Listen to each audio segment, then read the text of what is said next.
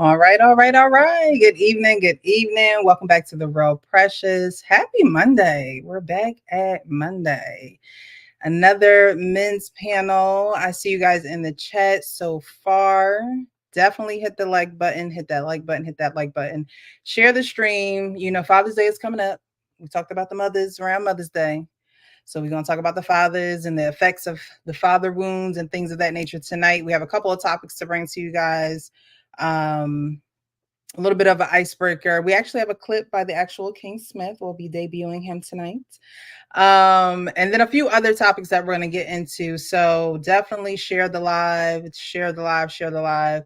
Definitely like the live so the algorithm knows that we are live and we're having this discussion. But I really appreciate you guys for being here. And now for my panel and my co-host, the actual King Smith. How are you, sir? Hey, I'm doing well, doing good. Glad to be here. Precious, thanks for allowing me to come on your platform here every Monday. Salutes. Of course, of course. Thank you so much for being here. I appreciate you. Kenny P, how are you this evening, sir? I'm doing amazing, amazing. Back in the community, let's get it. Let's do it. Let's go. Well, thank you so much for being here. I appreciate you as well. Tarika, I see you in the chat saying, evening, everyone. Please hit the like button as you come in. Harrison Davis says late, man, but you're not late though, because I appreciate the Cash App that you sent. So thank you so much, Harrison, for the first Cash App of the show. We ain't even get started, y'all. We hadn't even hit live yet, okay? And he up here blessing the platform. So thank you so much, Harrison. I appreciate you. Tay Biz, thank you so much for being here. Thank you, thank you, thank you. He says shout out to the Real Precious in the panel. Thank you so much. Good evening, good people, says Q. Hey, Q, how are you?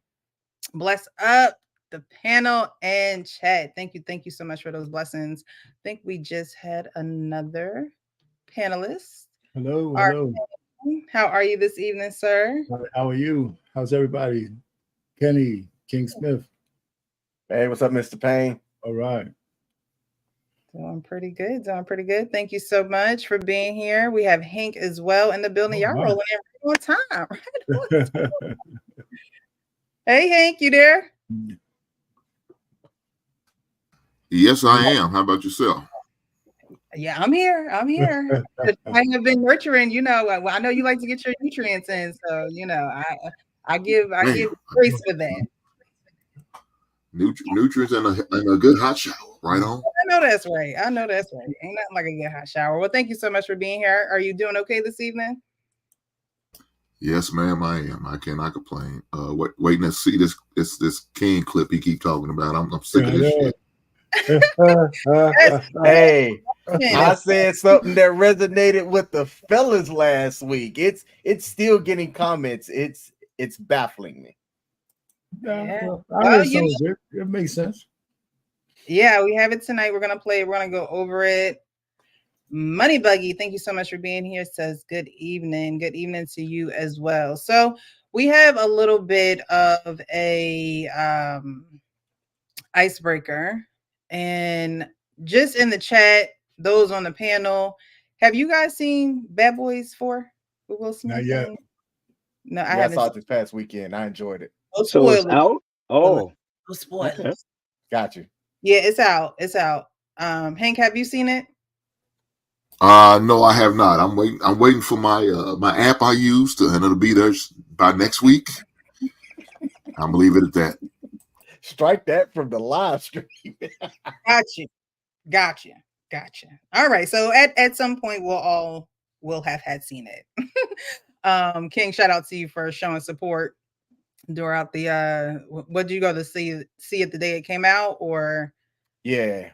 Okay, so shout out to you being a real supporter. Hank, ain't nothing wrong with what you're doing. Ain't nothing wrong with it. You know, it's available. I can understand. I myself too have done that a time or two, so I can't hate on it.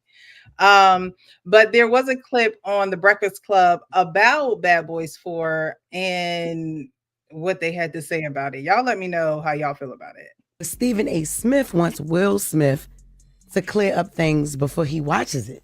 Chris Rock will never get over that, ever.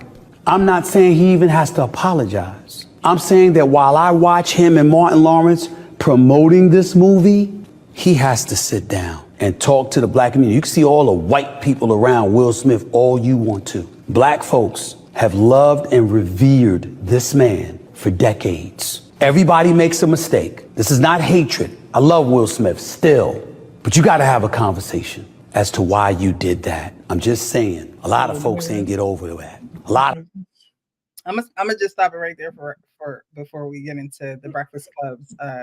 Were we supposed to comment on it? Yeah, what do you think about Stephen A. Smith saying that? Like, is it Stephen A. relevant? full of shit, man. Just go away, man. You know, you don't have to do nothing more. There's nothing he could say that could ever adjudicate or ever relieve the fact that he slapped a brother on stage. It's nothing. Let's not open that wound. Stephen A. he never fails to try to take the spotlight and make shit about him. Gives a shit whether he thinks. Stop being a fan then. That's all. Just do us a favor and stop being a Will Smith fan. You don't have to say nothing else to Chris Rock. We don't even know if he didn't already. You don't have to say something publicly like, I'm going to land at this. Stephen A. gets on my nerves. Just stick to sports. Shut up and dribble, goddammit. Ooh,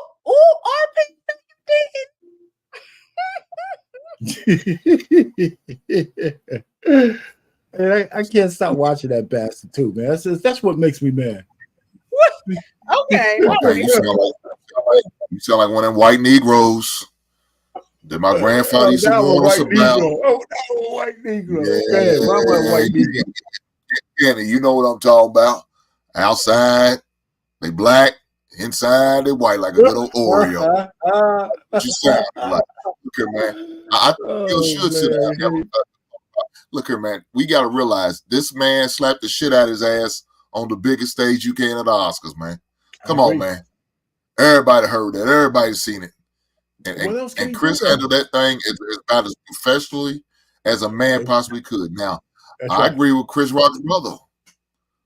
Shit, he said this is on site. It's still to this day, and it's been a couple years since it happened. But he said on site, if I see him, I got to put hands on him. I understand. Yeah.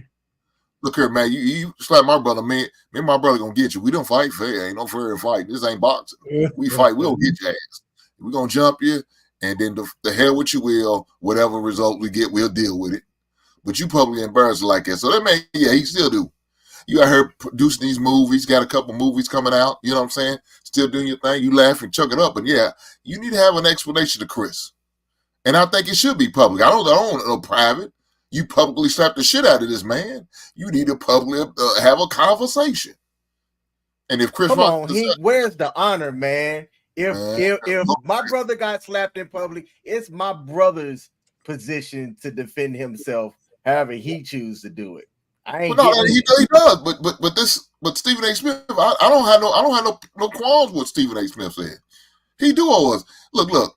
He got that Oreo man mentality too. We'll forget where he came from. He from the mean streets of Philly, but sure, he showed that little change in his purse. You know what I'm saying? He forgot where he came from. He forgot where his bread was butter. He forgot how many people was loving the Fresh Prince of Bel-Air. We was rocking the outfits or rocking the overalls. You know what I'm saying? Because we watched the Fresh Prince of Bel-Air. We used to rock with Carlton and Uncle Phil and Aunt Veb and the rest of the crew. And what's my man, the butler's name? Jeffrey. Jeffrey. Yeah, so we rocked all that. And even after that, we still rock with your movies. We supported you on that. There was a couple bad ones out there, man. I mean, like the one with his son, that was trash. But our black ass support. As a matter of fact, I went to the movies to see it. I didn't have my app yet, Precious. And I went to legitimately bought a ticket. I wish I hadn't. That piece of shit ass movie. But we always supported Will. We'll do owe that man for real. Okay. All right. Kenny, what you think? Will Smith is a walking definition of trauma, depression, bisexuality, and walking in embarrassment. And the time he finally let it go was on somebody that didn't deserve him to purge. He is the same man that stood there and took his wife saying that she was an entanglement in an entanglement with a young man at some red table. I don't know what man that I know would sit there and tolerate even having that conversation for the world to see. I watched the man struggle with his bisexuality because he made a movie 6 Degrees of Separations. He gave up another movie that could have paid him 10 million and did that one where he had a man all up on that booty for 2.5.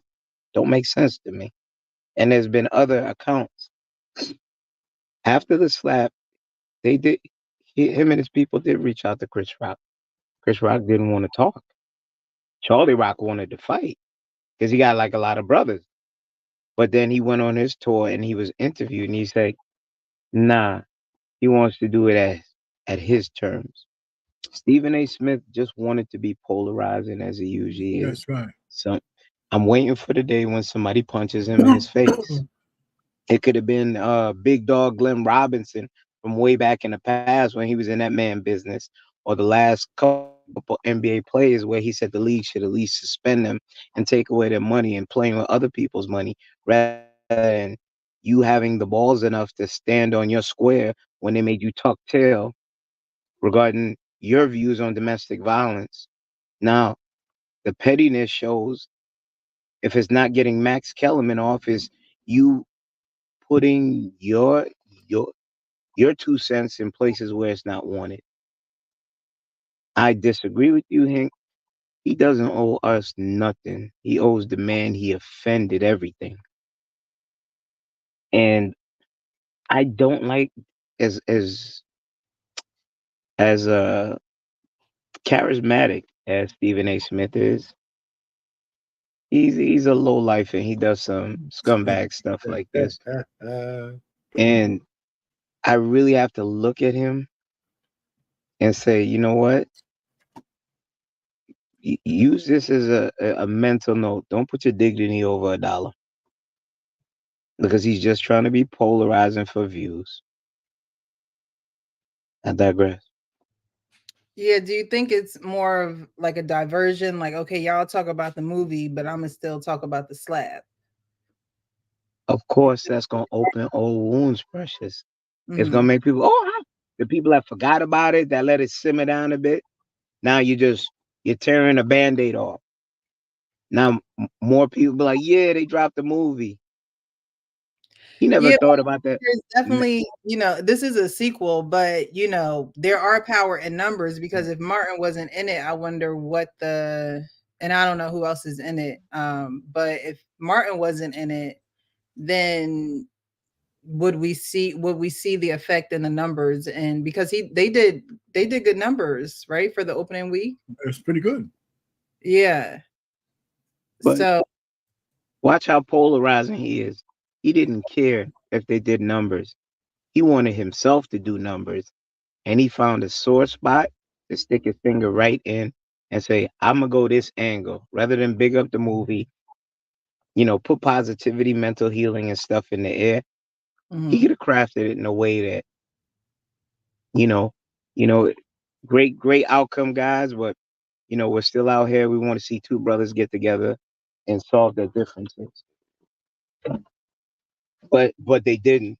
Thank you very much. Good night. Good night. Sorry about I, that. I thought the And Pope. solve their differences. But that's not what he didn't do that. That's like you have that one person in your group that was like, yeah, he said so and so about him. He right there. You ain't gonna get him? Mm. Okay. So I can appreciate, Hank saying that he would want it to happen publicly. Like Kenny said, he doesn't necessarily owe us anything, but if you're going to smack him and humiliate him publicly, why not humbly have the conversation in person for, people to see, even if it's not live? You guys pre-record it and then keep it moving. But I think anything to keep the banter and the talk going is definitely what Stephen A. Smith was going for. So Share my screen, Precious. share your screen. Share your screen. I don't know if you can see it. Yeah, there it is. Look, anybody that walks in like this They about to say something stupid and ignorant. All right. Stephen 11. A. Smith and what he said. I don't think that Will Smith owes the black community anything. I think that the market dictates what should enough outcry or demand for it. Will Smith to me isn't above having the market or the fans like take him down a peg.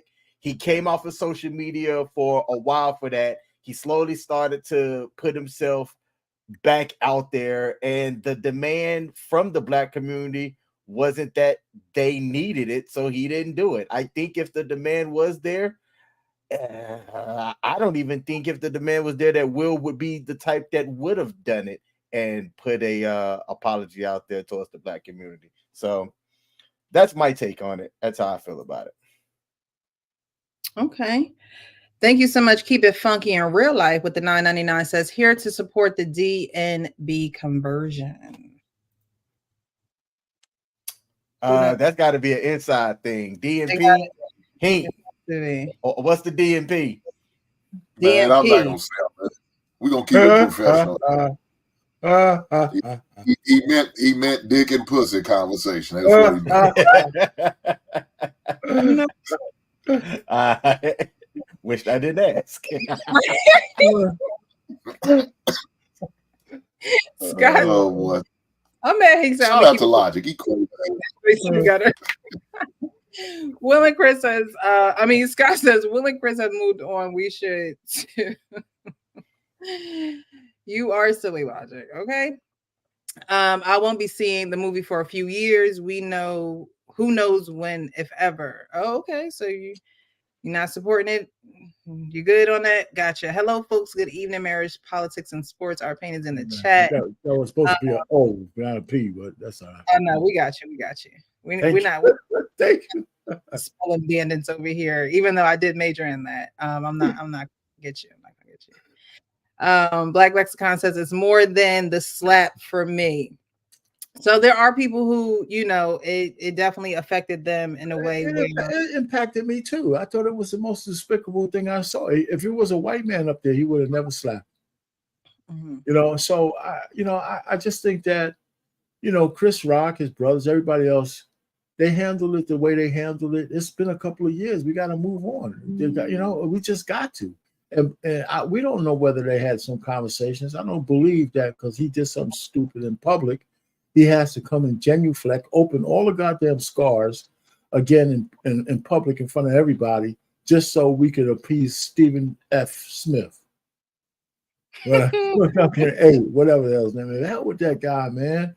I mean, let's talk about Stephen A. Smith getting his ass kicked by all the honeys on First Take. They all, listen, man, just make it $20 million and just shut up. Please. All right, RK, we see how you feel about it. Keep it funky and realize says, can I get an invitee to the DNB conversation? I'm the DNB king. Who mans is this? Who mans is this?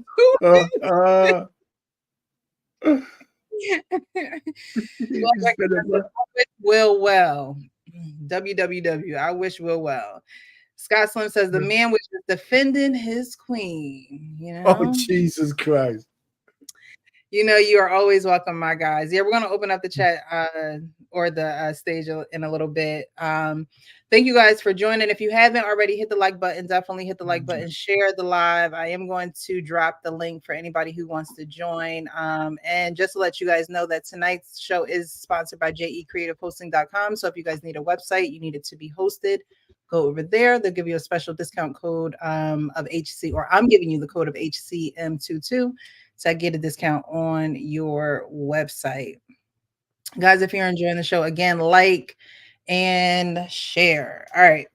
So we're going to get to this other slide that I seen today, actually, a little bit right before I was preparing to air the show, and I wanted to get you guys' opinion on it.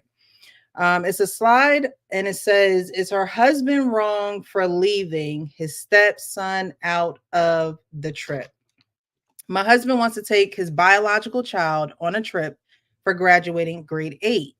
but not his stepchild, who is also graduating in grade 8. I'm upset and he doesn't see why. How do I make him understand? So I wanted to bring it to the men's panel and see what you guys had to say, because y'all the men's. So what do you guys think? He wants to bring his biological child on a trip for his 8th grade graduation. He's married to this woman who has a child, which is his stepchild, but he says that he doesn't want to bring his stepchild. He just wants to bring the biological child on the trip for his 8th grade graduation. Although the stepchild also graduated from 8th grade as well. Okay.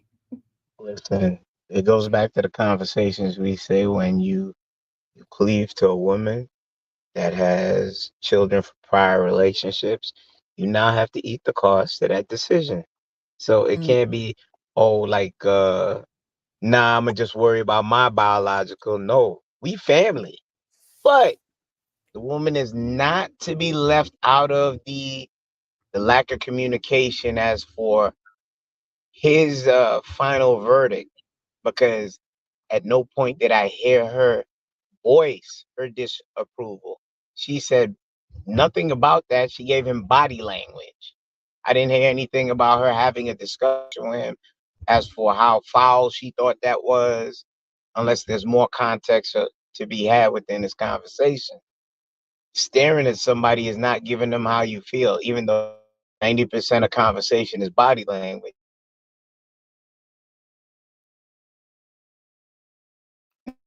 Rather Okay. than So having that heart. Hello? okay, I think you may have cut out. We can hear you now. Yeah, having that hard conversation.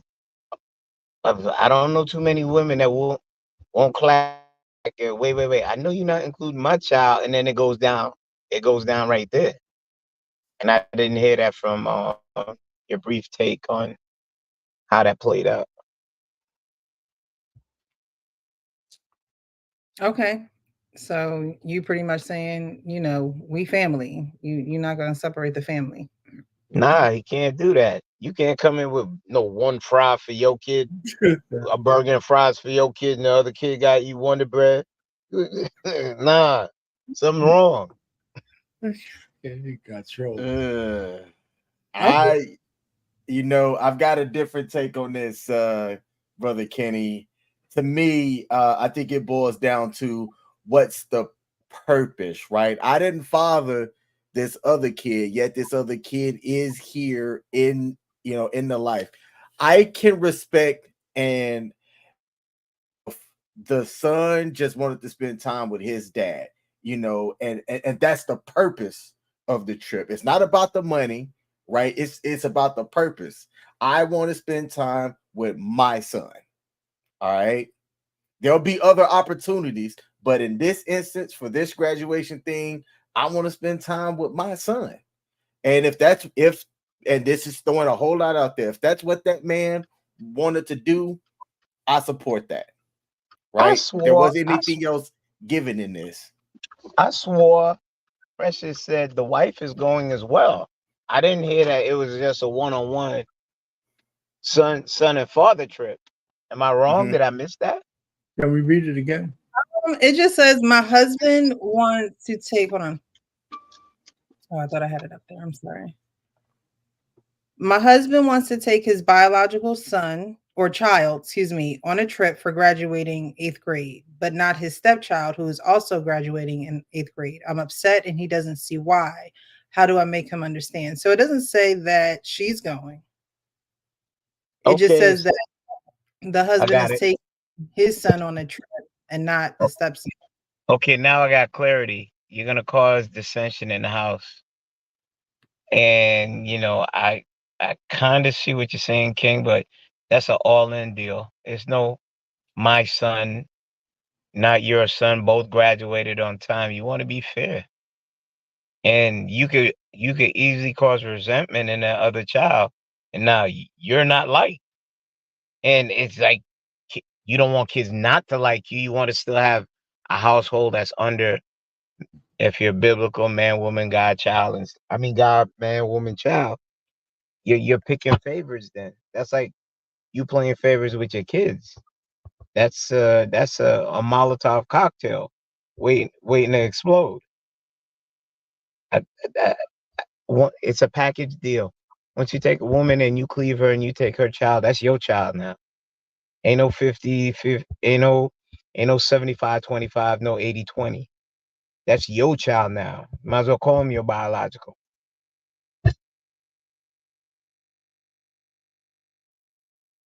So,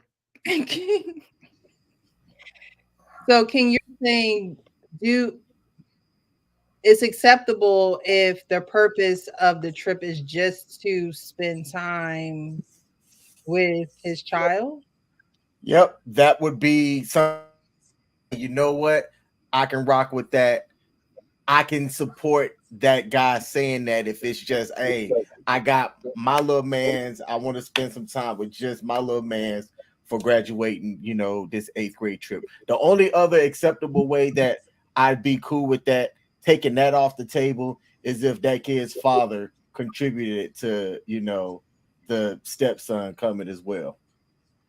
Mommy, why he don't love me like he love his biological son? Go. Yeah. Well, look, let me say this. It depends on the relationship, man. Because you know, does that stepson feel comfortable enough to stay without his mother with his stepfather? That to me, that's going to be a key. Depending on the relationship and what type of relationship, and all of that, because it may be one of those things. The stepfather, they might have presented it to the stepfather. I mean, the biological father, he may not be okay with that. For this man to be taking his son out of state, or I don't know if it was like an overnight trip or a weekend trip or whatever the case may be, but it's got to be. Man, it's awfully touchy with that situation. Like I said, it depends on the type of relationship the stepfather and the son has. First things first. And what about the biological father? What's his feelings on that? Is he not okay with it? Is he okay with it? All of that's a factor. You have to factor all of that in. Has this boy shown anything questionable where he may try to say something to try to insinuate any wrongdoing or anything? You know what I'm saying? Because you got situations like that, man. So I'll tell you this. If I'm going to take him, I wouldn't take the boy by myself. Let me say that. It wouldn't be like, okay, me and my stepson going out of the town by myself, not without a witness or somebody there, like my son or his mother. We all three of us go, and we're gonna do this thing like that, just to protect myself, to keep everything on the up and up. So in case the biological father got some shit to say, well, no, his mother's going with us, so that won't be a problem. So you wouldn't go with both? I don't have a problem with him. I don't have no problem with him taking his son on a father and son trip, because we don't know how often he may see his son. It may be one of those things. He probably only see him maybe just during the summertime because he live out of state. And so, you would like to have that one-on-one time with your son like that. I don't think that's a problem. But I think if you do something like that, you have to make it at least not so obvious and make sure you spend some time with the stepson. Like I said, now, of course, it probably more likely won't be one-on-one because I want to keep everything on the up and up. So if we decide to do a trip, it's going to be something, I guess something, if the young boy's into sports, he's into baseball or something like that, we're going to spend a weekend and we're going to go to a whole series of baseball games. And the wife, I don't care if you don't like baseball, you're going, you have to tolerate it and deal with it, so be it. Or you can stay in a hotel, enjoy yourself. Me and the boy going to go to the baseball games while you doing your self massage thing and all that. And when we get back, we'll get together, break bread and talk about the game and have fun. I mean, something to protect yourself. That's all I'm got to say, man. As a man, you got to protect yourself because there's a lot of crazy shit going on right now. So. Okay. I'm keeping my household intact. All right, got you, Kenny. Before we go to our pain, welcome, my PJR. How are you? Man, you need to get away from that liquor store. clarified about yourself. Can you hear me okay? Yeah. We can hear you. It doesn't sound like you're on a Yeah. mic, but we can hear you. So is it my Sound turn? good. Is it my turn? No, Yeah, Pain, calm down. we'll see when we get to you, James. We'll let Arpine go ahead. Okay. Yeah, He's I a mean, don't know if you guys hear me. listen. All I'm saying is one. What I'm hearing from these two gentlemen is that this guy shouldn't have been married to this chick in the first place if she had a kid.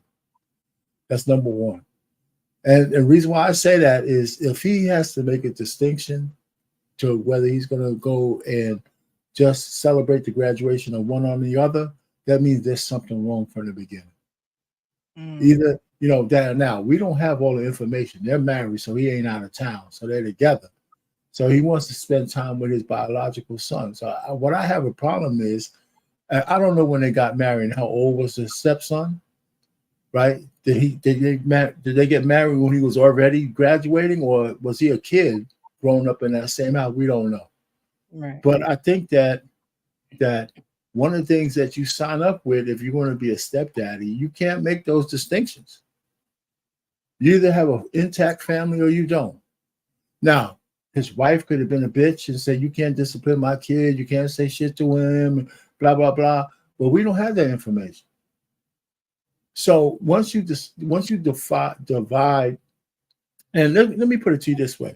There's so many opportunities for a man to be with his biological son other than just on graduation day. If he wanted the one-on-one time, if you're in the house, the kid's in the house, you have all that time. So to make this distinction on both of the kids' best days is the most idiotic shit I've ever heard from a man who married a woman with a kid.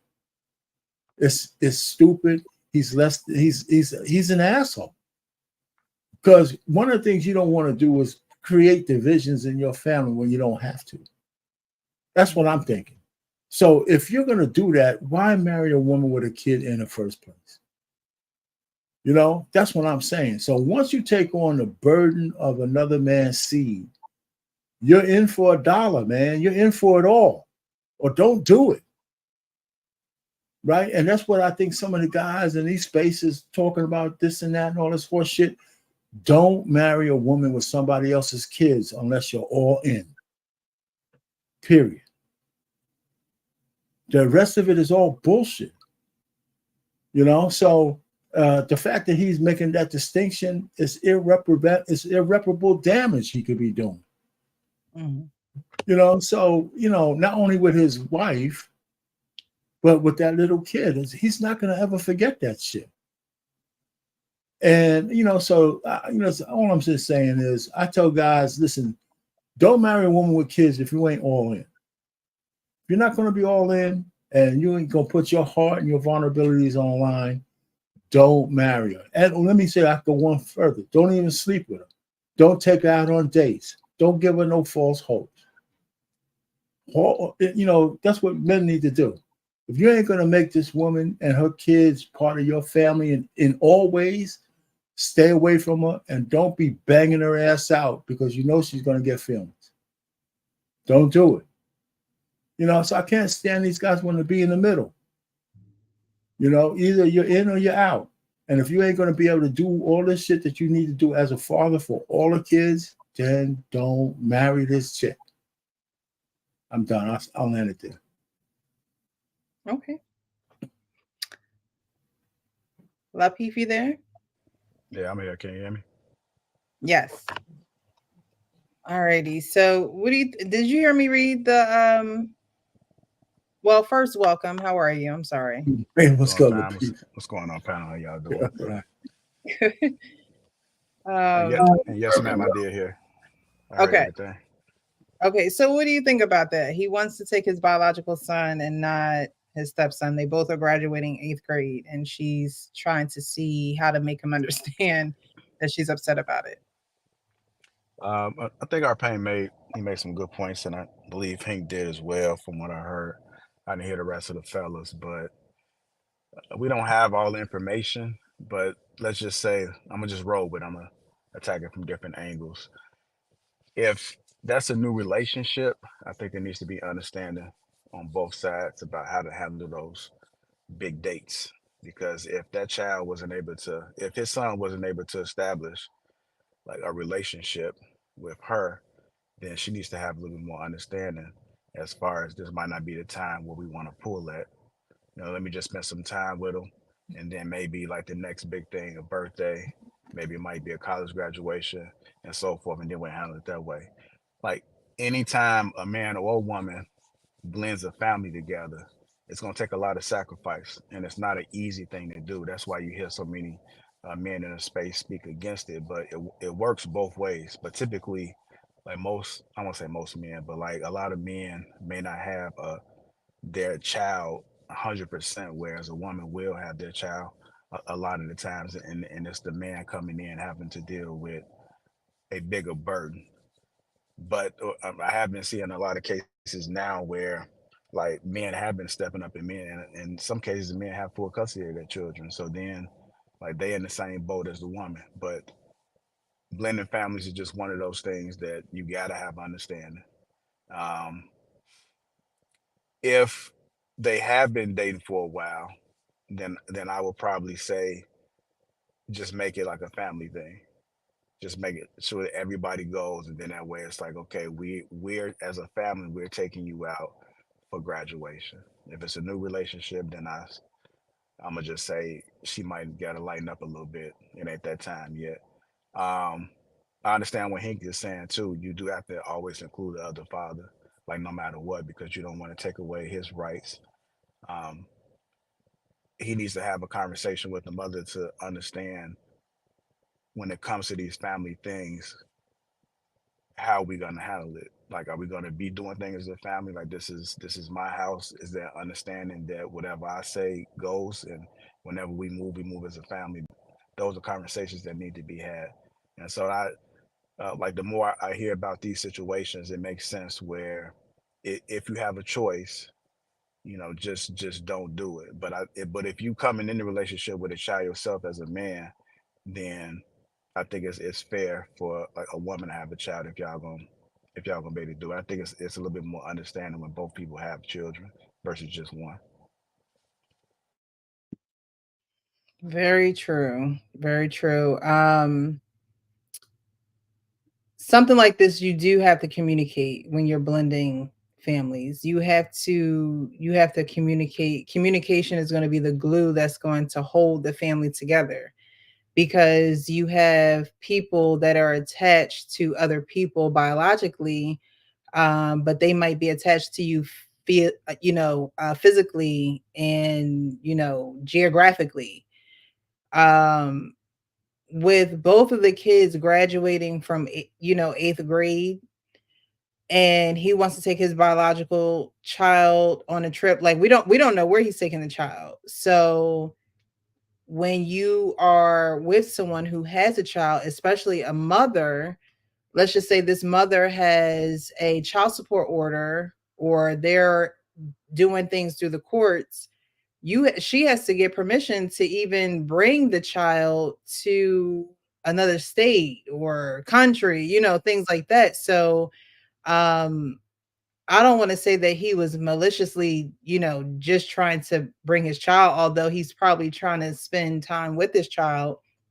um if they didn't communicate what this is going to look like, what the blended family is going to look like, then there are going to be a lot of moments where she's trying to make him realize something that they never sat down and spoke about in the first place. Because you're dealing with two children, but you're dealing with four adults. So, in some cases, you can't tell adults what to do. Adults are going to just do what they want to do. Sometimes you got to be the bigger person. Sometimes you have to, grin and bear certain things, because, certain people maturity levels just aren't at a place where they need to be co-parenting with other people.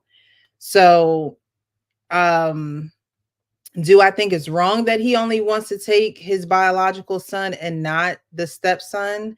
I'm not saying that it's wrong, but I'm saying that he probably has his reasons, because he's married to this woman. So he knew that she came with kids. They're both in the same grade. They're both, going to accelerating at the same time.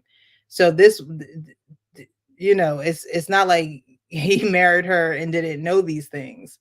So I think that there definitely is a reason that's hindering him, whether it be not being able to, talk or converse with the child's father, if the child's father is living, not being able to have that conversation with his wife in regards to how are we going to do vacations. There will be times where I want to have, maybe it just says child. We don't know if it's a little boy or a girl.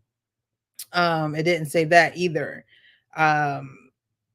So whether whichever one it is, but usually, I'm not saying that there aren't daddy's girls, but usually guys, they or men would take that trip with their son, spend that time with them. So it just becomes tricky when you're blending families because you're not starting at the same time in the same space, with each other. You're doing this with somebody else, and then you're coming together with somebody else, with another party and another family, and some people just don't communicate like you, don't talk things through like you do, and so you have to find a way to really do it, because if not, a lot of people just give up. They're like, all right, well, I ain't dealing with it. I'm not talking. And so that becomes frustrating to someone who probably just wants everything to work. And that's the mom. She's like, I'm upset. He doesn't see why. How do I make him understand? But even that part, he doesn't see why. There could be an issue with him too. Like Kenny said, if I married you, then we one whole kit and caboodle. So, you leaving and us staying here while we have two children who have graduated 8th grade just doesn't make any sense to me.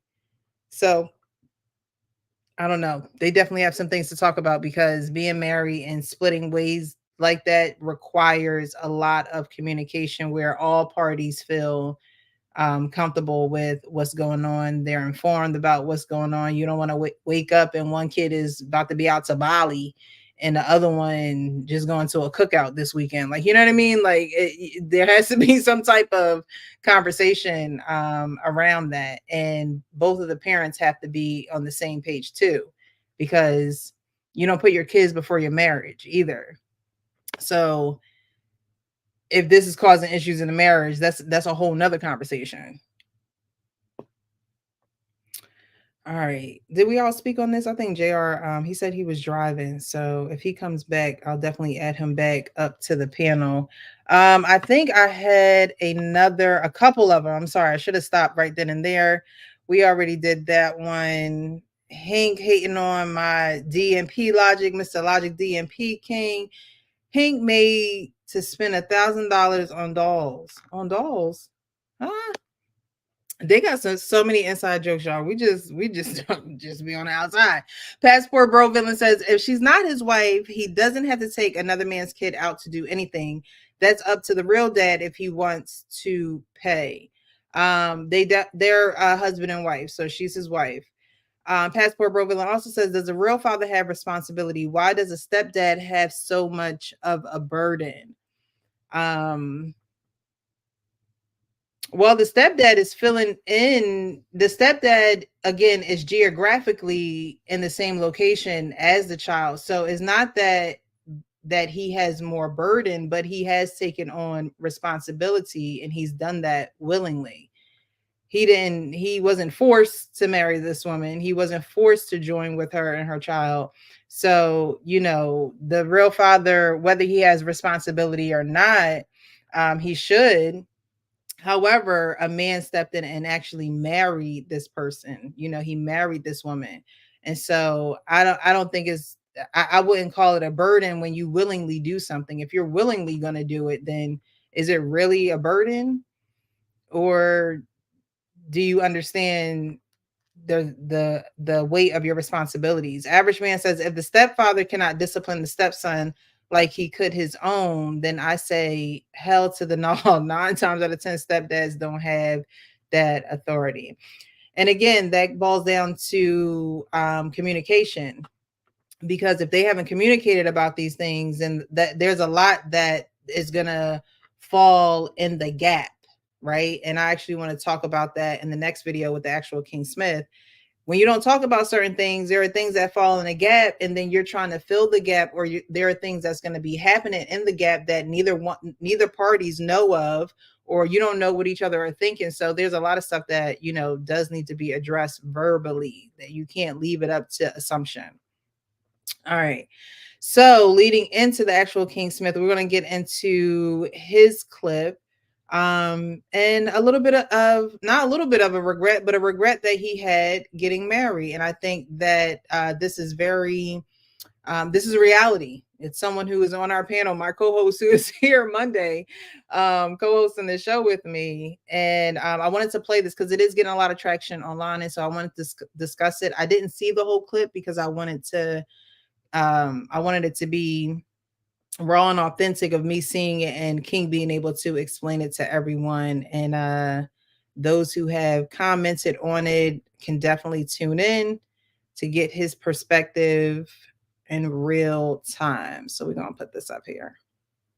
In my marriage is that I waited to say things. Mm-hmm. And the reason why I did it was because I felt as though I was keeping the peace. I felt as though by not saying something because it was small or whatever, that it wouldn't have been that big of a deal. Or, and y'all fellas know exactly what I mean when I say this, I'll bring up something, but then instead of that something being addressed, now it's got to be, well, when you blah, blah, blah, it's like, but we're not talking about that right now. We're talking about this. We're communicating this thing. So it got to where I would stop saying stuff because I was guilty of always saying, I know how this conversation is going to go. And what I meant by that is I don't know every word that you're going to say to me, but what I do know is that we're not going to address the thing that's on my mind because something's going to get thrown back in my face. So, King, what did you guys have a live where you guys were talking about that? Like, what inspired that clip? You're on mute. Thank you. So that live stream was last Monday's live stream that was titled Regrets That You Have. And it was from life, previous relationships, and things like that. And my lady straight up asked me, were there any regrets that you've ever had in a relationship? And that sparked the beginning of that conversation where I said, I regretted being silent about certain things. And it stemmed from the fact that as I started talking more, I started really thinking about what I meant and what I was trying to say. And I got to the point to where I would have a conversation with my ex-wife, and then I go, you know what? It's not even worth talking about because I already know how this is going to go. And I started saying that every single time. And I didn't know it at the time, but what I meant was, I know that we're not going to really focus on this main thing, and I didn't have the tools back then to figure out how to bring it back. So it got to where I would just shut up. I'd just be like, you know what? I don't even want to do this because we're just going to go in circles instead of focusing on this one thing right now. So I said that. I clipped it and put it on, not really thinking that it was going to have as much traction as it did.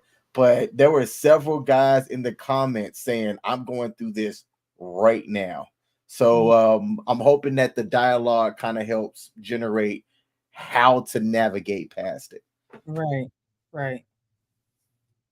Okay. R-Pain, you a marriage veteran up here.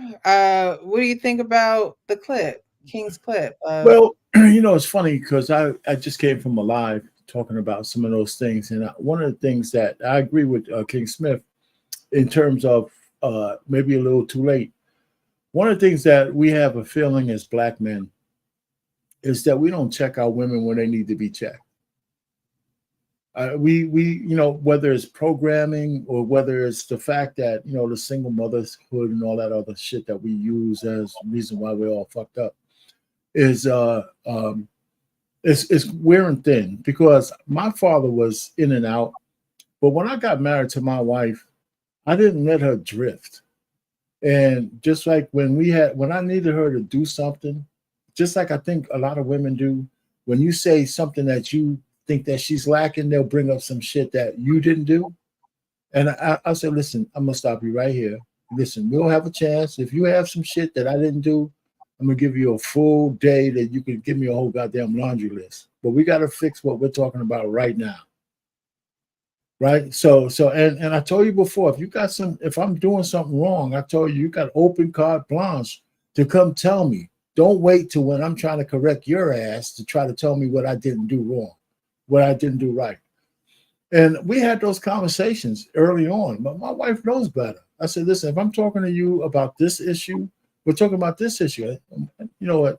We're like puppy dogs because our shit never really raises to no critical levels. But it's like all women do that. And I don't know if it's all women or not, but I heard it enough from enough different men that if you tell a woman something, she'll remember, like elephants, right? They say elephants never forget. A woman will find a pea in a crevice from 8 years ago and tell you about it and shit you forgot about. I said, wait a minute. We ain't talking about that. So, but a lot of men let that shit pass. So I can't blame the women on us because we've been so programmed to let women have their way. And it's not just black men.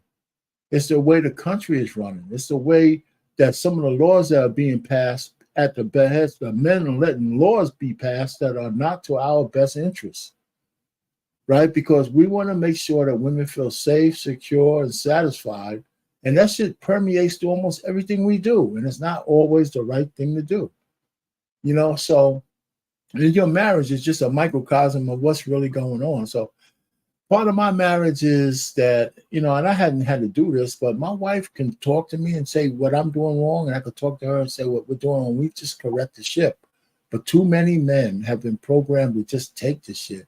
So actual King Smith is absolutely right. And I feel sorry for the brothers doing that.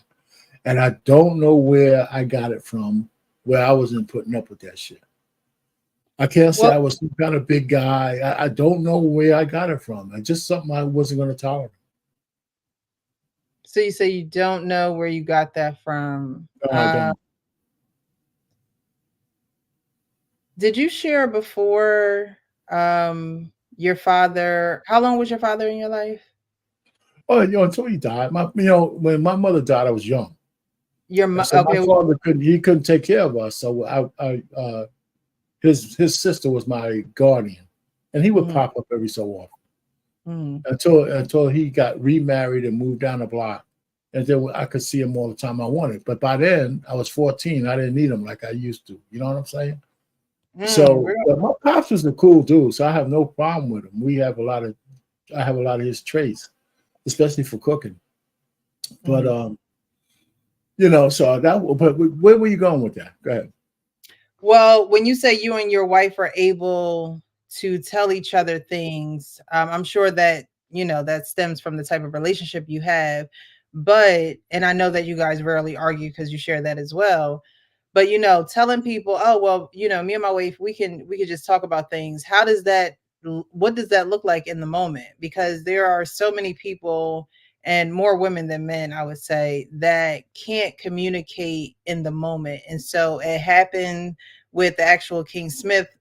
With now you're fighting unfair. Like if you were sitting in front of a marriage therapist, she would tell your ex-wife that she was fighting unfair because you can't unload on him when he's trying to, voice a concern to you.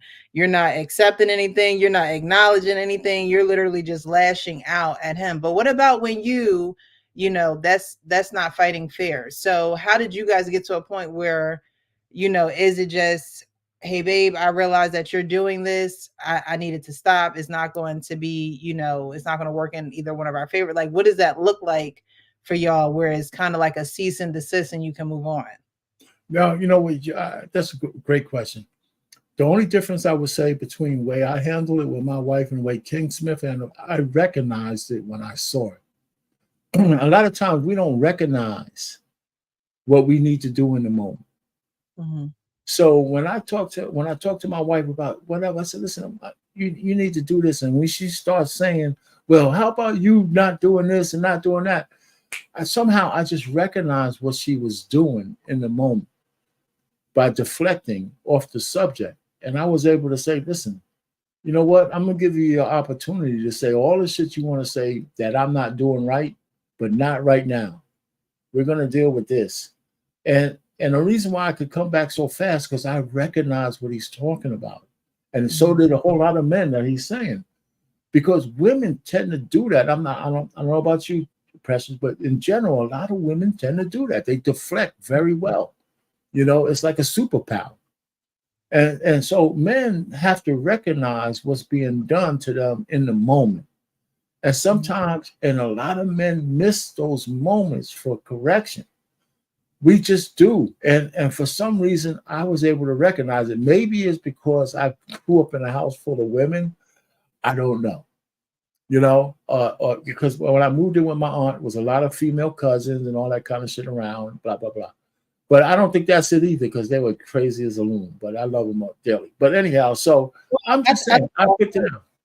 I think that helps because you can recognize something brewing before a man who maybe didn't grow up with his mom or didn't grow up with that female influence, right? You can look at it and be like, okay, I know what this looks like, or I know what this sounds like, or I know because you grew up with that. It's a stimulus you're relate I'm used to. So it's almost like no, I'm not gonna have that. You probably stopped something that was just so normal to you in the homes that you grew up in, like, you know what I mean. And so it became a situation where you wanted peace. It's like, all right, if we're gonna coexist, this is how I'm gonna need peace, and this is how I'm gonna need it from you. And she was able to recognize that and say, okay, well, if this let me say this to you though, Chris. I'm not gonna say you're wrong. But one of the things that was in my favor is that I didn't argue when she brought all those up. I said, okay, I did some bad shit that you want to talk to me about, but after we handle this, now we can handle your concerns. So that's kind of like a disarming kind of thing, right? Because I'm not ignoring. Right? It is. Yeah. And see, I didn't have those tools early in my marriage. I didn't understand that. Like I was in the military at the time, and I was taught how to handle things and communicate military style, but you can't bring that stuff into the home and, be able to communicate with your spouse. And if they're coming at you a certain way, my natural reaction when I was younger was to defend myself. Like, wait, hold up. And then I would go into that. And then now we on Z Street when we started at F Street. You know what I'm saying? And I just didn't have those tools then, and no older mentor to really break it down to me. Like now I can see it clear as day. It won't work. But back then, it was a struggle. And if you look at the comments on Instagram, it varies in age of men that are saying, I'm going through that now. There's one where it's him and his wife, and it looks like it's them on their wedding day. And it's a young brother that's saying, I'm going through that right now. I think what our pain said is what is missing from situations like that. Because at the end of the day, in its simplest terms, women like attention. I would say men, like admiration and adoration and things like that, but women like attention, right? And so if you're at the height of an argument or a disagreement, whatever the case may be, and you're saying, but I don't want this, and I don't like when you do this, and I don't, and you're continuing to do that, and she's trying to cut you off, she's not trying to hear what you're saying, she doesn't feel it. She doesn't feel safe in your presence. She doesn't feel like you're going to protect her in the moment of even when you're unloading on her. Because saying to someone, okay, I understand that there are some things and some things you want to address with me, but we're going to take this time for me to address some things with you. Now, once we're done that, it's almost like you have to speak to some women like children. Once we're done that, we're going to be able to address what you have to address. But right now we need to address this because this is very important. I'm not saying that we're not going to get to what is going on with you, but not at this moment. And so when you and a lot of men don't want to do that. Why I gotta do all that? She should already know. She shouldn't even be like this. Da, da, da, da. But that's a part of you leading in your marriage. That's a part of you being able to set the tone so that she can just follow. Right? Some people just want other people to just be a certain way and be that way so you can be who you are. But when you're joining with somebody, it has to be a team effort. And if the man is the leader, it's like, okay, I'm gonna trust him. But if I'm gonna trust him, I can also trust him to still protect my feelings in a situation where I'm being corrected, or in a situation where I still have some things that I need to get off my chest too. And this may not be the perfect time. And instead of scolding me or yelling at me or putting me down, at least he said we're gonna get there. Because maybe she don't have that training. Maybe she doesn't have that background where she's able to go to therapy and get the tools. Like you said, King, you didn't have the tools then. And so that's a lot of people's issue. They don't have the tools necessary to deal with the things that they need to deal with right then and there. And so life happens, experience happens, and you live and you learn. But there are people who watch these shows all the time, and they're, like you said, on under the post, I'm going through this right now. And so it is a living and learning type of thing, but you do want to get ahead of something before you have to, put it out, cure it, divorce, all that good stuff. So, like if you're back, I don't know if you've seen the video that I played with King. It was one of his videos. He actually posted on his page as well. I could play it again if you guys need to see it because I think Kenny cut out too. Did you see the video, Kenny? I don't think so. Of King. Okay, I'll play it again. You guys, if you haven't, definitely like the video. After this video, we're going to be getting into the father wound discussion. So we're gonna play this one more time and then we're gonna move on. Biggest regrets in my marriage is that I waited to say things. And the reason why I did it was because I felt as though I was keeping the peace. I felt as though by not saying something because it was small or whatever, that it wouldn't have been that big of a deal. And y'all fellas know exactly what I mean when I say this. I'll bring up something, but then instead of that something being addressed, now it's got to be, well, when you blah, blah, blah, it's like, but we're not talking about that right now. We're talking about this. We're communicating this thing. So it got to where I would stop saying stuff because I was guilty of always saying, I know how this conversation is going to go. And what I meant by that is I don't know every word that you're going to say to me, but what I do know is that we're not going to address the thing that's on my mind because something's going to get thrown back in my face.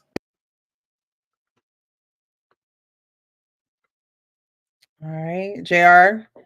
Yeah, I'm here. What do you think about that video? He would wait to say things because he knew it would get thrown in his face. And he thought he was keeping the peace. So what do you think about that method? I think this is one of those situations where we're talking about a marriage, a wife. So I think that you have to handle it with a little bit more care. If it was somebody you was dating, I probably have a different take on it.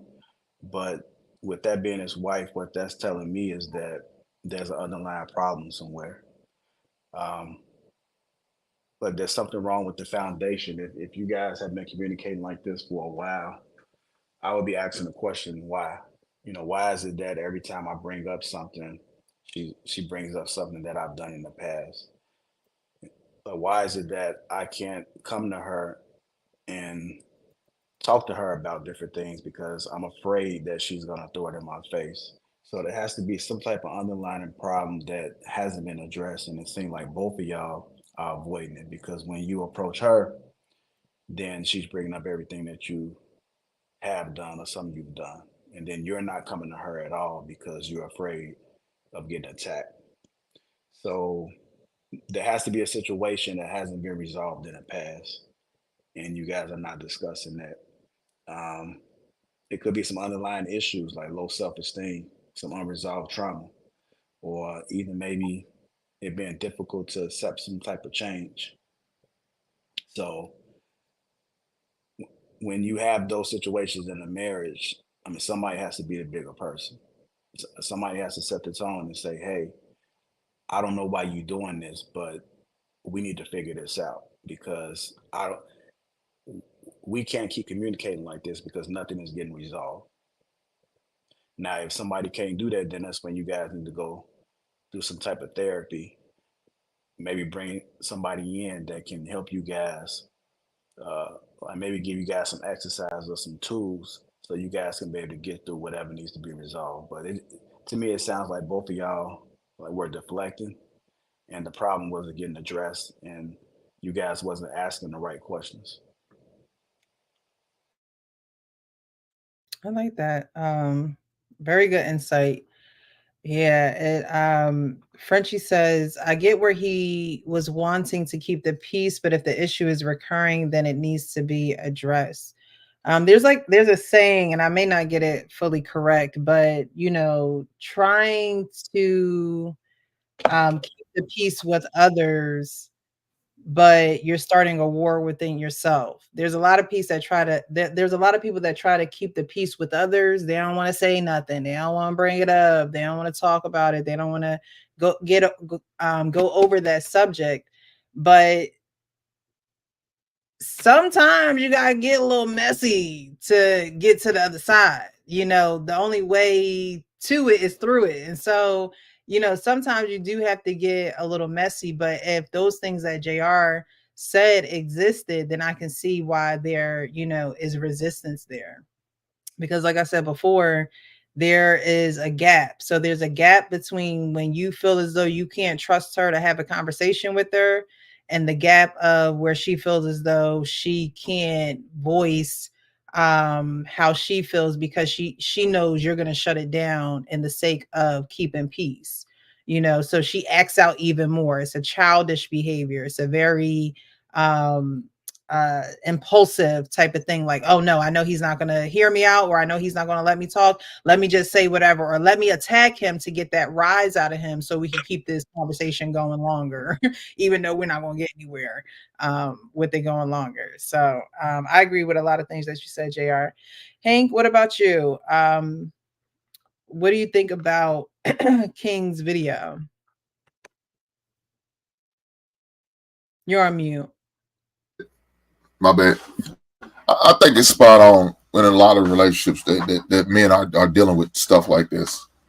I know I definitely had to deal with that in my previous marriage.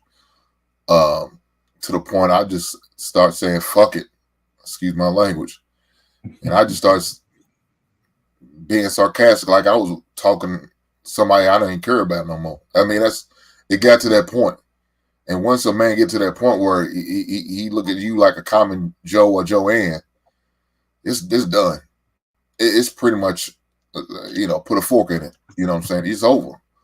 Because when I was like it, I was like, man, shit, I don't care. The hell with I don't care how she takes it, she gonna take it.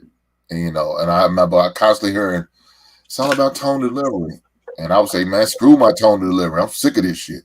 Look at her. This is what I got to say. And like I said, I just stopped caring how it came out. I just said what I said. Now it was true, it was honest, but it wasn't the delivery she was expecting. Well, I mean, I try the other way. I try to talk sweet. I try to be more considerate. I try to be nice about it. That only goes so far. And like you said, sometimes like you feel like you gotta talk to child. You the first time you tell your kids, you try to tell them in a respectful voice, hey, y'all need to go in and clean that room up. You come back an hour later, that room still ain't clean. Clean that goddamn room up before I beat your asses. Oh my God. Why do I have to do that? Why couldn't it be done the first time? Why couldn't I, the first time I addressed it like that, why couldn't it have been, you received it the first time? Why now I gotta get violent to it. I gotta say some threatening shit or use a profane language or some profanity in order to get a rise out of you to do what you gotta do. I shouldn't have to do that, especially a grown ass adult. I shouldn't have to do, but damn, that's the way it felt at times, King. So I definitely understood what you're talking about. Shit, me and my fiance, we going to a premarital counseling. We start Wednesday. get the process started so we can make sure little things like this don't become a problem. Because now I'm just straight numb. I'm not going back to talking sweet like that no more. But I can't do her like that because she's not that same individual. And it's kind of hard. You kind of get flashbacks, PTSD. You know what I'm saying? But goddamn, Real though, that's real. Here we go. Don't start this shit. Start this shit. Look, she watch it. She know what I'm talking about. She'll be all right. I love that you guys going to the premarital counseling. I think that's very important. I think a lot of people don't realize how that really does prepare you, because they'll ask you those questions. They'll give you a book. It'll be something that you have to do together as well as individually. So you get in the practice of doing it. And it's only those who take it serious where it's just like, all right, let's just chill. Let's pull the book out. Let's do an exercise. Let's, and it brings you back to the center, where a lot of people don't have a home base. Like, it's supposed to be God, man, woman, child, but a lot of people don't have a home base. They don't have a foundation. They don't have premarital therapy where they can say, you know what, we checked in this week, we're having these issues, let's talk to such and such about it. We can talk about it with them together, or we could do it separately. We could do it both. You have somewhere to retreat to when you're going through issues. And I think that's a lot of people's issue.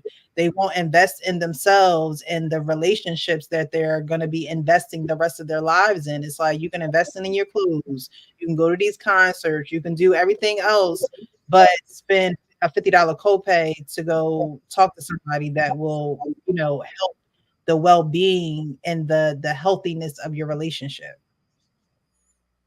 Kenny, did you go on this topic? No, I didn't. I was just observing, like watching the video. Since I've been fortunate enough to know King, his mannerisms tell me he's non-confrontational as far as I get, in my opinion. Our next part is there's a passive part, and that could be a gift and a curse within a relationship, because that could be an opening for a power struggle. Maybe prior wife did that to see how far she could go. Maybe prior wife did that to see if she could spark that in you to come out. And she, certain women respond better if, oh, damn, you put me in my place and stuff like that, rather than just hearing you at what you said. I don't want to argue. I want to come to a positive outcome. And it seems that every time we go down this path, that can't be achieved. And within relationships, I know everybody on the panel knows because they've had relationships. Listening and communication is a big key. Being able to take yourself out of defense mode that you feel you have to respond rather than listen. This is someone that you're sharing your life with, that you made either a vow with or you have a union with. I'm not going to bed mad or upset with somebody that I love, and not being able to get rid of these disagreements or miscommunications, because those become cancerous over time. And I've learned, because I've made these mistakes. I fell on my back, the cuckoo birds flying around my head, because I wasn't on my square when dealing with said females. So I can have empathy when I watch my brother King up there giving a piece of his life and how he had regrets, like most men do, like most women do, most people in relationships do. But I think communication, and it's easier said than done with many, but I think that's the key point. Then you really find out if this person is for you or against you. I digress.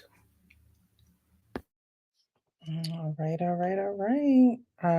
Communication. All right. So I appreciate all who are in the building. Perry Production says, have you hit the like button yet? Have you hit the like button yet? Have you hit it yet? Have you shared the stream? What's going on? We're going to get into the second half of the show. I appreciate all those who are watching. We're going to get into father wounds. So Father's Day is coming up. We got uno, dos, tres, cuatro. We got 4 fathers on the panel.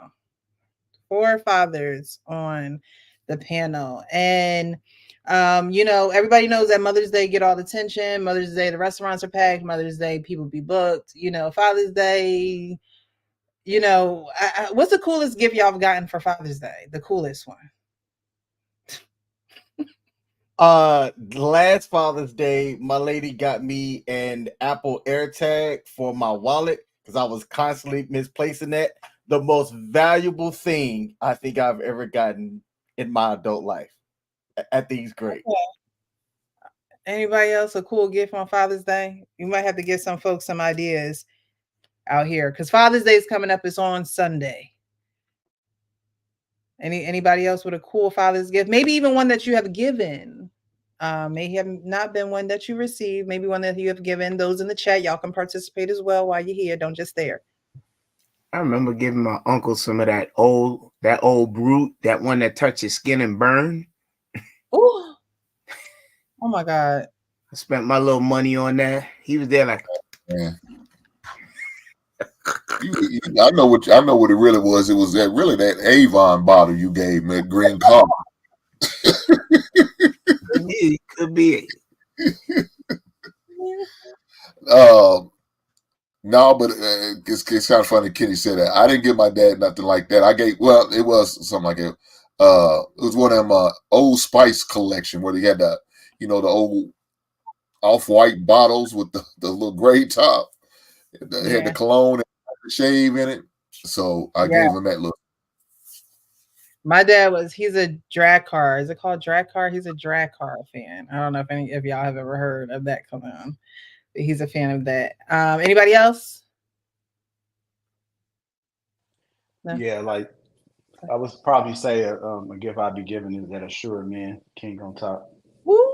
You better promote your line. You ain't give me no advertisements, no help aids. I know that's right. I know that's right. The actual Smith, if you could do the 1-2 in the chat, put a link to the Assured Men's, the skincare for the men for their beards and their skins and stuff. I think you're giving what, a 30% off? Is it 30% off? 20% off? How much is it? Oh no, you're talking about Foot Locker employee discount. You're talking about 30% now. Oh my God. No, it's 15%. Oh, 15%. Just give it away. It's fine. Just give it away. I mean, if the product wasn't great, then I would have just gave it away. Just seeing how. I'm sorry, I said 30%. All right, so 15%, y'all. Shit, I mean, that's like you said 30%. That's like store closing pricing right there. The closeout sale. Hey, that's a Black Friday deal right there. It should be a Black Friday deal on Father's Day. Shoot, but we're gonna talk about 3 different types of fathers. Actually, we're gonna get into it. I actually have good news.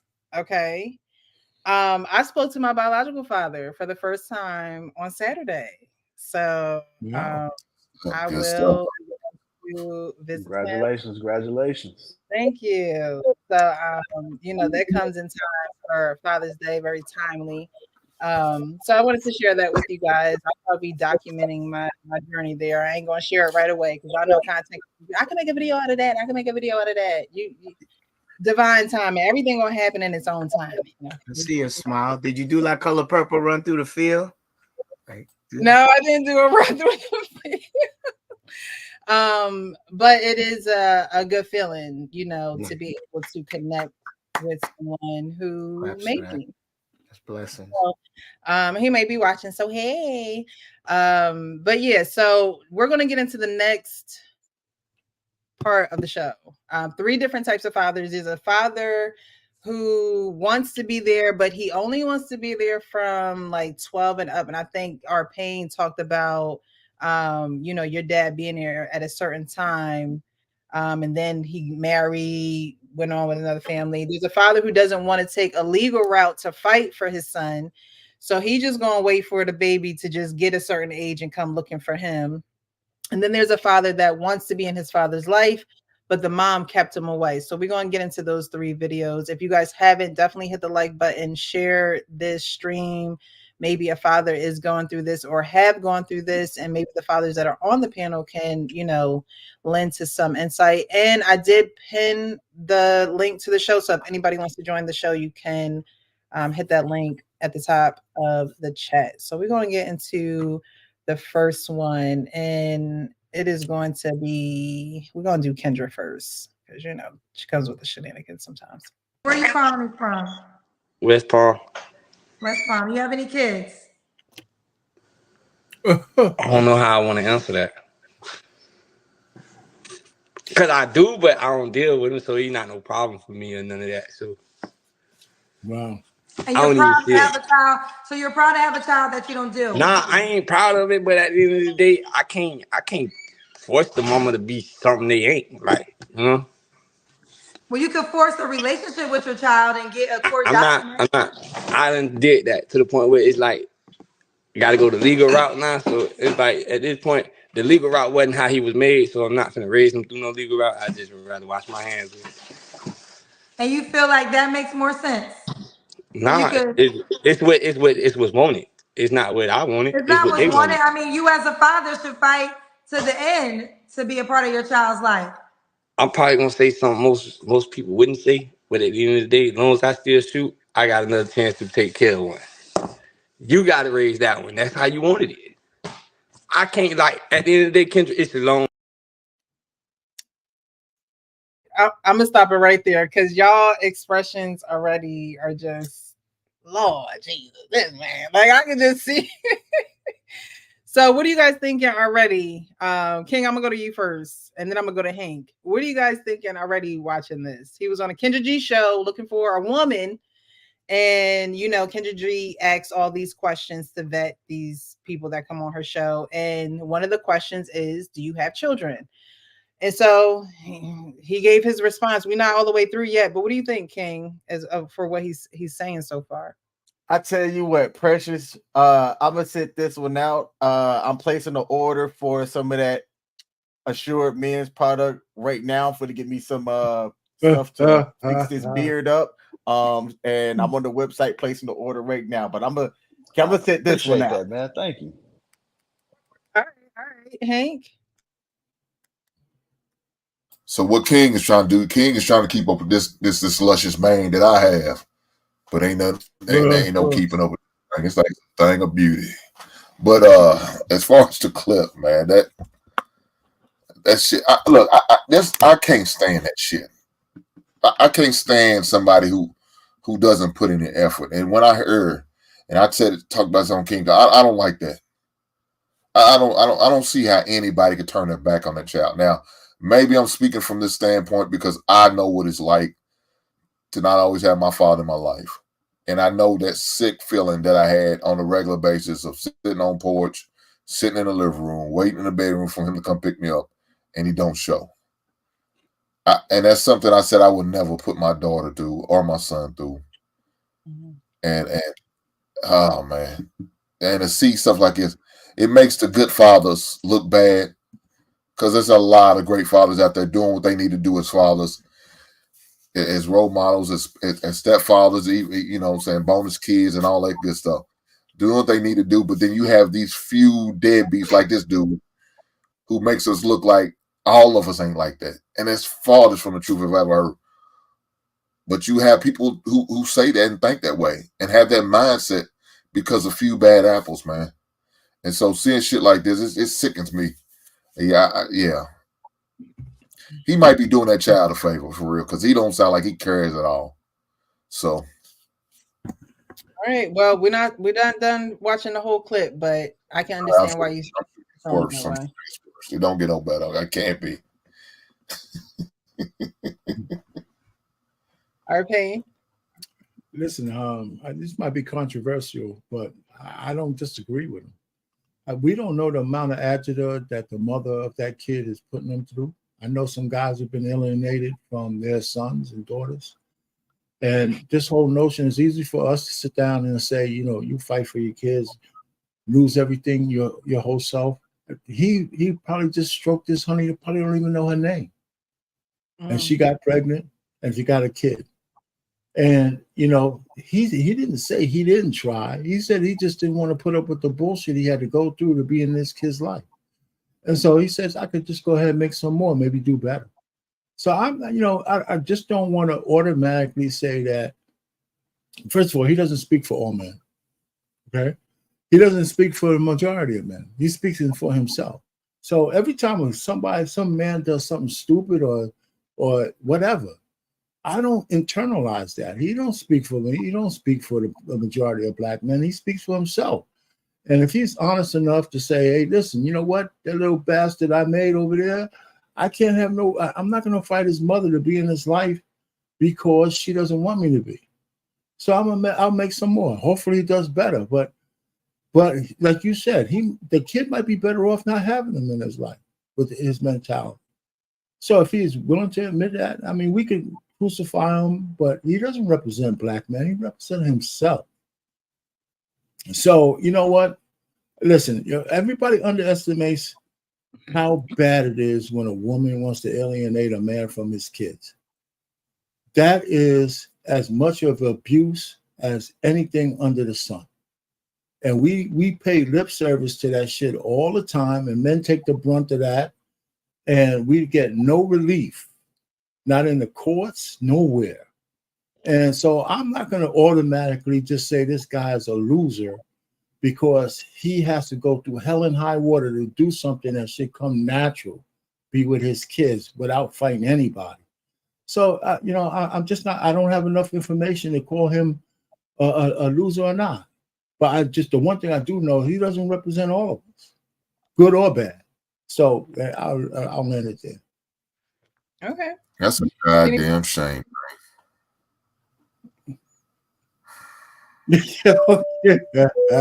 Arpain Airlines, you are clear for landing. We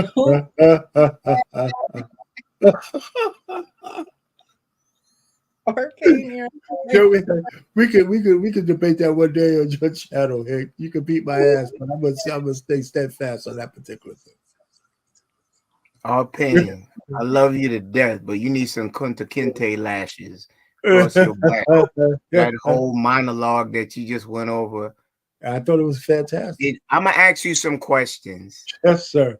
I'm gonna ask you some questions. Okay. Did that man show any contrition with his behavior, body language, etc., while he was on that show looking for it's not required. A new woman to stick his raw penis in and bring confusion in her life? Say that again. What does that have to do with him sticking his penis in a woman who let him? He probably was just like that way when he bettered her. He probably didn't give a shit about anything that she knew. Did that man show any contrition while? Oh man, damn it, man! Can we just get into it? Now you froze up. Let me give you a 4K mic and all that shit and all that other stuff. I mean, you made it, and now you're gonna take a shot. Okay, this is sickening, man. The bad part about it is you should have said that say well, he don't represent us, but unfortunately, that's the stereotype of black men don't take care of the kids. And so it does represent us. It's just unfortunate they will put that on all of us like that. You and I both know that. Yes, they do. Okay. No, I hear you, Hank, but we're way past that. We got all kinds of credentials that show that black men are awesome fathers. And just a couple of outliers like that dude doesn't bring us all down. We got to stop internalizing bad behavior of a few individuals and say that's our own. I don't agree with that. So why not shame that man for his stance? He's more worried about getting some more ass and trying to make another baby instead of taking care of the current baby he has. How do you think it's going to look on trying to hook up with a female woman? How do you think that's going to go on? You think any woman with that mind is going to say, "Hey, I want to get with him in case I get pregnant. I know he's going to bail on me." Guarantee. There's no shortage of women. If he has the aesthetics they're looking for, that's going to open their legs. There's no shortage. You sound like old poop. You sound like an old poop. There's no shortage of women out there who's going to give him some butt. Hey, Hank, now our conversation has come full circle. This taps into the Nick Cannon conversation about Pookies and Ray Rays. Now, what do you prefer? Nick Cannon, a man of means that has a bunch of children. You say he doesn't have time for them, but he's willing to take care of his responsibilities. Does that make it right, Kenny? Okay, wait. Let me finish. Yes, sir. I'm sorry. And then you have individuals like this, and that is our own. We spend times, and this is something that is pointed out on panel after panel. We want women in order. We want women to stop girl code. We want to be able to have females call out other females for bad behavior. This is an extent where you're giving him a pass when we should be calling out black men for bad behavior, such as that. He there smiling, got his Drew down hairstyle. You know, he all up close in the camera like he want to get Kendra G pregnant. He there like licking the lips. All this. I'm like, for real? No, okay. All right. Listen, Kenny, I swear to God, there's not enough information there for me personally to say that this guy's a dead, because he also said that he tried and he was denied by the baby's mother. Okay. No. Did he say that or not? Did he say he made an attempt? But he didn't want to go the legal route. That's what he said. Exactly. Okay. That's a man that he said, I did not want to go the legal route. That I wanted to win. He said, I'm not going to fight for my child. I'm not going. I'll concede that. I'll concede. I'm just go out there as long as my things still work. Can I concede a point? Because the same men who say we could go the legal route, and they find out how much it costs to do that, right? And how much and the fact that for the most part you're still gonna lose 70-30, some shit like that. The point really is that if I father a child with a woman that I just had a one-night affair with or whatever, I shouldn't have to go through any of that stuff to see my kid. Wait. You know what I mean? If I made a good faith effort and she gave me some shit, right? So I don't want to just destroy this dude because I don't have enough information, but I understand where he's coming from. Some of these things should be natural. She shouldn't have the right. She should not have the right. Guys. Okay, we can go ahead. Here when two people are speaking at the same time. Anyone? I'm sorry. Go ahead. I'm sorry. Because we can't hear both of y'all. No, all I'm just trying to say is I don't disagree with these gentlemen these esteemed gentlemen saying that I might be wrong. But the point really is that I'm not going to destroy this brother off rip because of the bad behavior of the mother of his kids, because I have anecdotal evidence of a woman alienating her son from his father, and it's a horrible kind of thing. We're gonna get so we don't have to go down that deep. So I'm not going to condemn him off rip. I'm just not going to do it. No. We're going to get into that. We're going to just keep going. And then when we get back from showing a little bit more of the clip, we'll go to JR. Story. I'm not going to do it because I know you don't really got no time like that. So I ain't going to hear it. No, listen, I got time. I want to hear this story. Okay. The one that's the child that we talking about right now, yeah, I wanted to be there. I wanted to be a part of his life. I still do. But at the end of the day, if you're not allowing me to be there, how am I going to force myself to be there? Like, I wasn't there for the birth, nothing. Like, I don't even know this baby size, none of that. Like, can't tell you the first cry, none of that. But I've bought shit for this baby and come on. I bought more diapers than I've changed. Come on. How old is the child? 3 months, going on 4. And I only dealt with my child 3 times. Only had him around me for 2 weeks out of the 4 months he done been alive. I'm not gonna put myself through that trauma and that pain. Talking about fighting to beat up, like nah. I'd rather just go ahead and get my rights away and make another one that I can be there happily for, with no problems, no issues.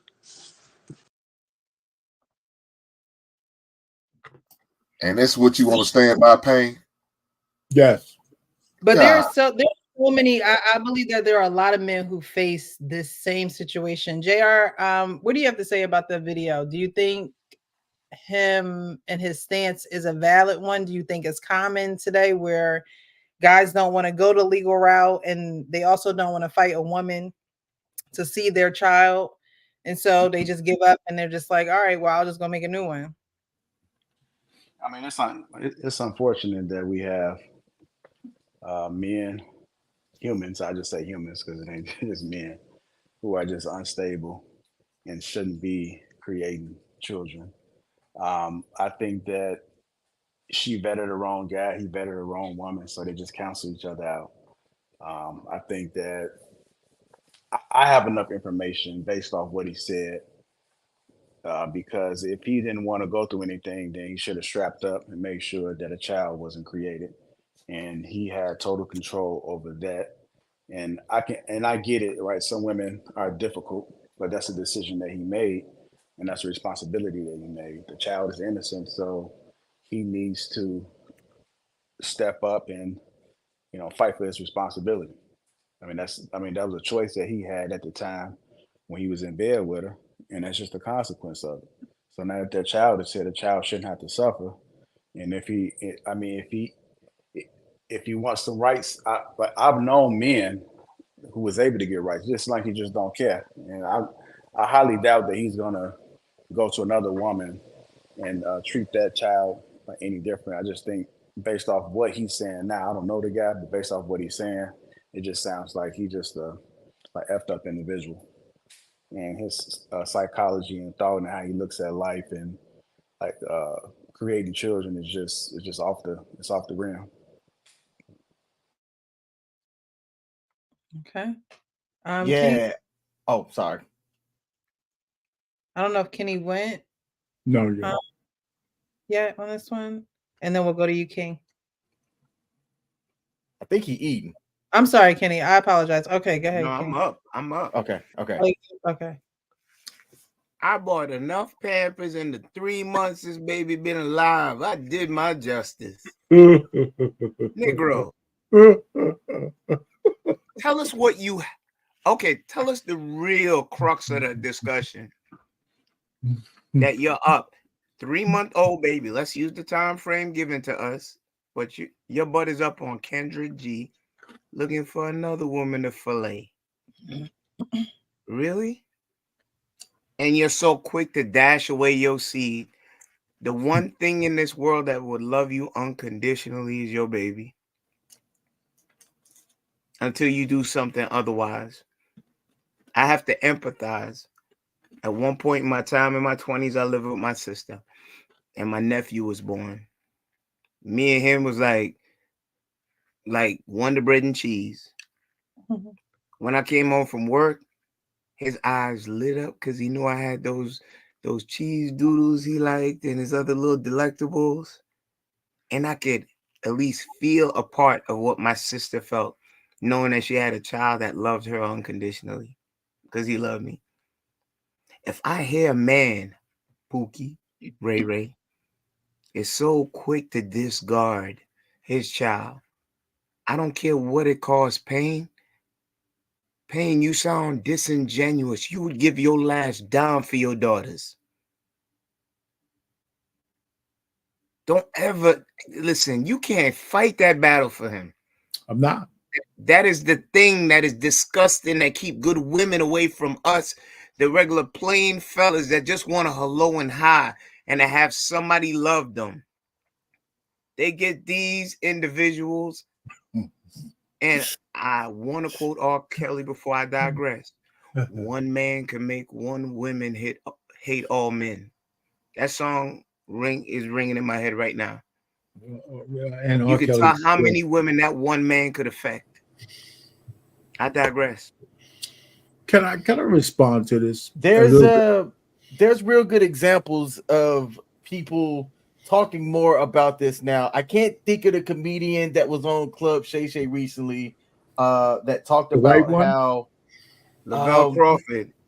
Yeah, Crawford. Yeah, he talked about how he didn't know who his dad was, and his mom would always bad talk, his dad and things like that. And then he actually met the guy, and I think Lavelle even said like his mom was wrong in how he kept his dad away from him. And there's the average guys that are talking a little bit more about this as well, how the mom's making it difficult. There's a guy who's gone viral for sharing how he's trying to be in his son's life, and he's trying to do the right things by serving to establish the parental rights, just to then be able to get the proper visitation court, because the mom won't let him. And by all accounts, at least from what he's showing on social media, he seems to be a good dude, but he just put his seed in the wrong woman, and she's keeping that kid, his son, away from him for no reason. It happens. I can kind of understand what that young man is saying. I don't agree with it, but I do understand it. I want to ask y'all something real quick. And you can correct me if I'm wrong, but is there any law that will stop a man from getting visitation rights? No. There's no law. It's just not working right. It just doesn't work right. The law just doesn't work. I mean, no, wait a minute. He asked everybody a question. I mean, there's no law against it, but there's more than enough empirical evidence that just going through the courts does not adjudicate the fact that a woman keeps a kid from I'm not saying that. I'm just talking about for him to get a piece of the pie. Is there anything that's preventing him from going to get visitation rights? No, right. Unless most people something abusing that kid. That's the only way. Unless there's abuse, some sort of abuse. So most people don't want to do research. Most people don't want to work. Like, people just want things handed to them. I understand it's going to take work, but we can look outside of that. You can give people the game on how to level up, and they still won't do it because it's too much work. They lazy. There's nothing stopping him from being able to get visitation, at least get visitation rights. You know what? I just disagree. I fundamentally disagree with everybody putting this shit on the man and not the woman, even up to the conception. Listen, in every state in the union, in every court, at every level, a woman has the right to say no when a man wants to have sex with her. In the courtroom, like, you just focus. Wait a minute. Now you Pain. I don't even talk that much, Pain. I don't even talk that much. But you made a statement. Okay, go ahead, Jay. I'm gonna just defer to you because of your position. But no, man, go ahead. I just defer. I'm getting my ass kicked for deferring and everything. All right. So all I'm just trying to say is there's no attack. All I'm just trying to say is that when a man has sex with a woman, she has the right of first refusal according to the law everywhere. So just to say that he's a deadbeat by sticking his Johnson in a woman, men have an imperative. She let him do it, and he should be responsible for the kid afterwards. But she has to let him be the father, and it sounds like she doesn't want him to do that. And Ebony K. Williams, how much more do we need from women to tell her all they look at us as some seed and sperm? She's on a big platform talking about all a black man is good for is his seed. And we let that shit pass. I mean, come on, man. Why we keep okay. Because we let people just do anything to us. I mean, you know what, man? Men should have advocates. I'm not talking about any of that. Like, I'm not saying that he's not being done wrong. I'm not saying that she's not difficult. I'm not saying that she's not denying him that. With all that being said, now that we said, okay, this is a possibility, what can he at least do? And what did he do? Like, he created a child along with her, right? Okay. They did it together. And if he wants to see his child, but she's denying it, there are actions that he can take to be able to at least get visitation rights outside of everything else. I'm not denying. I'm not trying to place blame on anybody. I'm saying if he was to come talk to me and tell me about the situation, the advice that I would give him is say, you got to go get visitation rights. I've heard plenty of stories where the woman was doing the guy wrong and he cared enough for that child and he went the length in order to get visitation rights. I've even seen it where guys got full custody because they found out that the woman was unfit. At least start something, and then you got a paper trail. And if he's a stand-up guy and doing what he's supposed to do, the tables may turn and he may get the child full custody. You don't know. At least try. The only thing I'm hearing from him on that particular show is that, hey, she been difficult. F it. I'll find somebody else. Yeah, he doesn't. I'm not disagreeing. That's true. Like, That's true. He made the statement of not wanting to go through the trauma and the pain of being there for his child. Yet the child didn't ask to be here. And so you don't want to go through the trauma and the pain to fight for your child, but you want your child to find you years later, when the child will understand. And honestly, most children won't understand. It takes the Lord, Jesus, prayer. It takes so much for you to actually get to a point later on in life where you are okay with what happened to you. It takes so much healing to get to that point. So most children don't get to that point because you do have a mother in your ear probably calling you everything in the book except for a child of God. And so the child has to hear that up until whatever time that they decide to look for you, if that's what they decide to do, because they've been, indoctrinated with so much hatred towards you. So the thing that he is trying to avoid is going to be the thing that happens to his child, and that's where the cycle continues.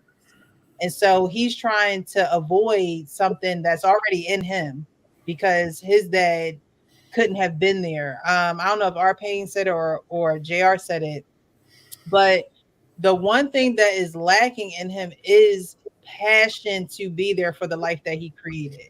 Arpain is like, I understand him where he could make another life and she's not allowing and this, and that. But again, you guys both made that child together. So if you want to walk away and you want to have this, I don't care type of attitude, they usually say how you do one thing is how you do most things. So it's almost like you must go through life with type of attitude. But I do see this being an issue with a lot of men, and you would think that men would stop sticking their thing in just anything. It's not going to happen. Because when you are dealing with a woman who you don't know, who you haven't vetted, you don't know what she's been through, you don't know who she's connected with, you don't know who she's intermingling with and getting her doctrine and her theories and her theology from. Well, you don't know any of that stuff and you just hot to try, you just want some ass, then this is what you sign up for. Exactly. Sign up for a woman who is not going to be cooperative. You sign up for a woman who is not going to be team us or at least team dad, so dad can see his child and be an active member in his child life, even if me and dad are not together. You sign up for the chaotic and the inconsistencies of what that comes with, because when you're not vetting a woman, she can do anything to you. And your first response is that fight or flight. And most times men a lot of men don't men aren't men if you're not in a situation where you're married and things like that, there are a lot of men who are not going to stick around for a child. And I'm not saying that there aren't men who are not going to do it, but if a man had to decide, do I live my life and do what I need to do, or am I going to be raising these children? They're going to pick doing what they need to do. If you're not married and things of that nature, it takes a man who has a passion for his family, who has a passion for his life, Exactly. to actually fight for his children, because he's fighting for his DNA. He's not even looking at you as part of the problem. So, you got to be, he brung this on himself, and the things that he's trying to avoid is what's going to be birthed inside of his child. And then the cycle is just going to continue. Go ahead, Jimmy. By the way, the lady that was just talking, that is really good sense. And I love you, baby. And Jimmy, I got 4 boys. My boys are all in their 30s and maybe older. My oldest one is in their 40s. He was born in 1983. And the lady that was just talking there, what lovely sense that was. Because when we all have children, we are all responsible for that child. and that child bringing up and maybe trying to be maybe responsible for himself. And all you people in the room, I do believe in you all, and you all have lovely outlooks on life. And maybe the people in the world today is not the world we used to know like yesterday. That guy with the gray hair, well, with the gray hair and the glasses on, I love you, son. You know why? Because the world is not innocent like it used to be in the 1970s. And the guy with the spectacles on with the beard, I love you, son. You know why? Because you're my ears and I respect you. And the younger folk of today do not respect the older gentlemen of yesterday. And the guy with the blue hoodie on, I love you, son. And I love you and I respect you for being an older gentleman. And it's just shame that maybe the younger generation of today don't have the respect which they should have. And some people, like that lady, that's just maybe give the talk and children and kids and things like this. That was a lovely thing in what you said. And that's all. I'm just sitting here, and I do apologize for being a little drunk. I love you, darling. Thank you, Jimmy. We appreciate you. Thank you very I much. take care, my baby. I love you all more than you love me. Okay, Jimmy. Thanks so much for tuning in. All right, so we're gonna keep going on with this because Precious, can I just say one thing to By the way, my older gentleman who's in his 60s, I'm in my 60s too. I'm 61. Can you And I see still love the you, my massive little disrespect that I'm getting up here for an old guy, man? They're kicking my ass all over the place. Some of it's deserved, but most of it is not. But anyway, listen, Precious, what you said, I don't disagree with. But one of the things I think we keep messing around is that men and women have a natural nature. We do. We're not above our natural instincts. And you know what? The way men and women have been mating in the black community in the last 10, 20 years, we're no different than animals in the field. That's why we have so many single mothers out there, so many men moving away because people don't give a shit who they're giving babies to anymore. So just this asshole that came on Kendra G, you don't think that woman who laid down with him didn't see that he was an asshole beforehand? Of course she did. She didn't care. So this whole notion, we're trying to turn these guys into something that they ain't, and it don't work that way. That's why they tell you marry before you carry, vet a person before you have a baby. And all I'm saying is to take this dude and all of a sudden thinking he's going to be some pillar of the black community is just absolutely absurd. So everybody takes a responsibility for bringing a kid in this world. And guess what? She has the last time because she could put him on child support. So the government and all the people can say if they get a social security number, they can garnish his money. He could go to jail. It's not like he's getting away scot-free. So it's not like he's just walking. If he doesn't have any kind of footprint, he might get away. But if he does, that baby mama could destroy this dude. Put him in jail, no job, no license, no nothing, if he doesn't comply. So it's not like he's getting away scot-free. I just am an advocate for men. I think men are too easy to destroy ourselves in this diaspora. And I just can't take it no more. How much do we have to pay for the shit that everybody else does? Come on, we have our part to play, but we ain't the only Lone Rangers out here that need to be responsible for everything because we're the men and leaders. You know what? We don't control the sexual marketplace. Men don't. Women do. So let me just land it there. You control the participation you play in the sexual marketplace. Yeah, you're right. You're right. It's just too deep to talk about. Listen. How many men turn down sex? Most men don't. No matter what, men take sex from women any way y'all give it. It's only a few concerning men.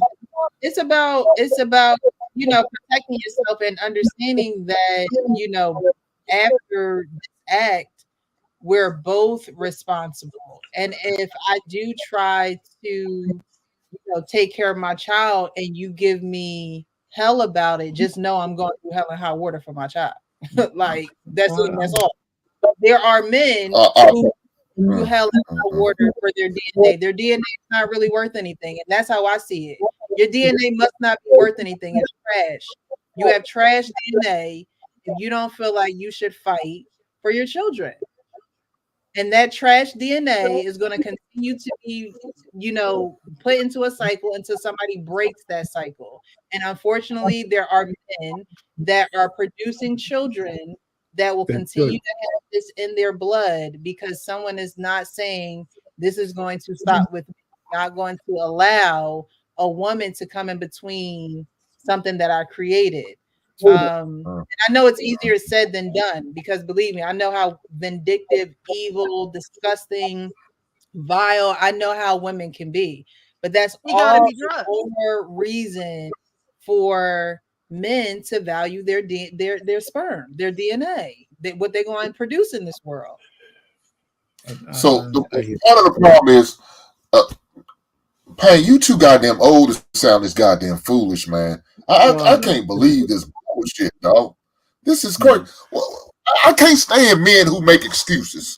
And what makes it even worse, men who make excuses for these other men who make excuses. That shit sickens me. You a goddamn weak ass man if you're gonna sit there and make some goddamn excuses about not taking care of your goddamn kids.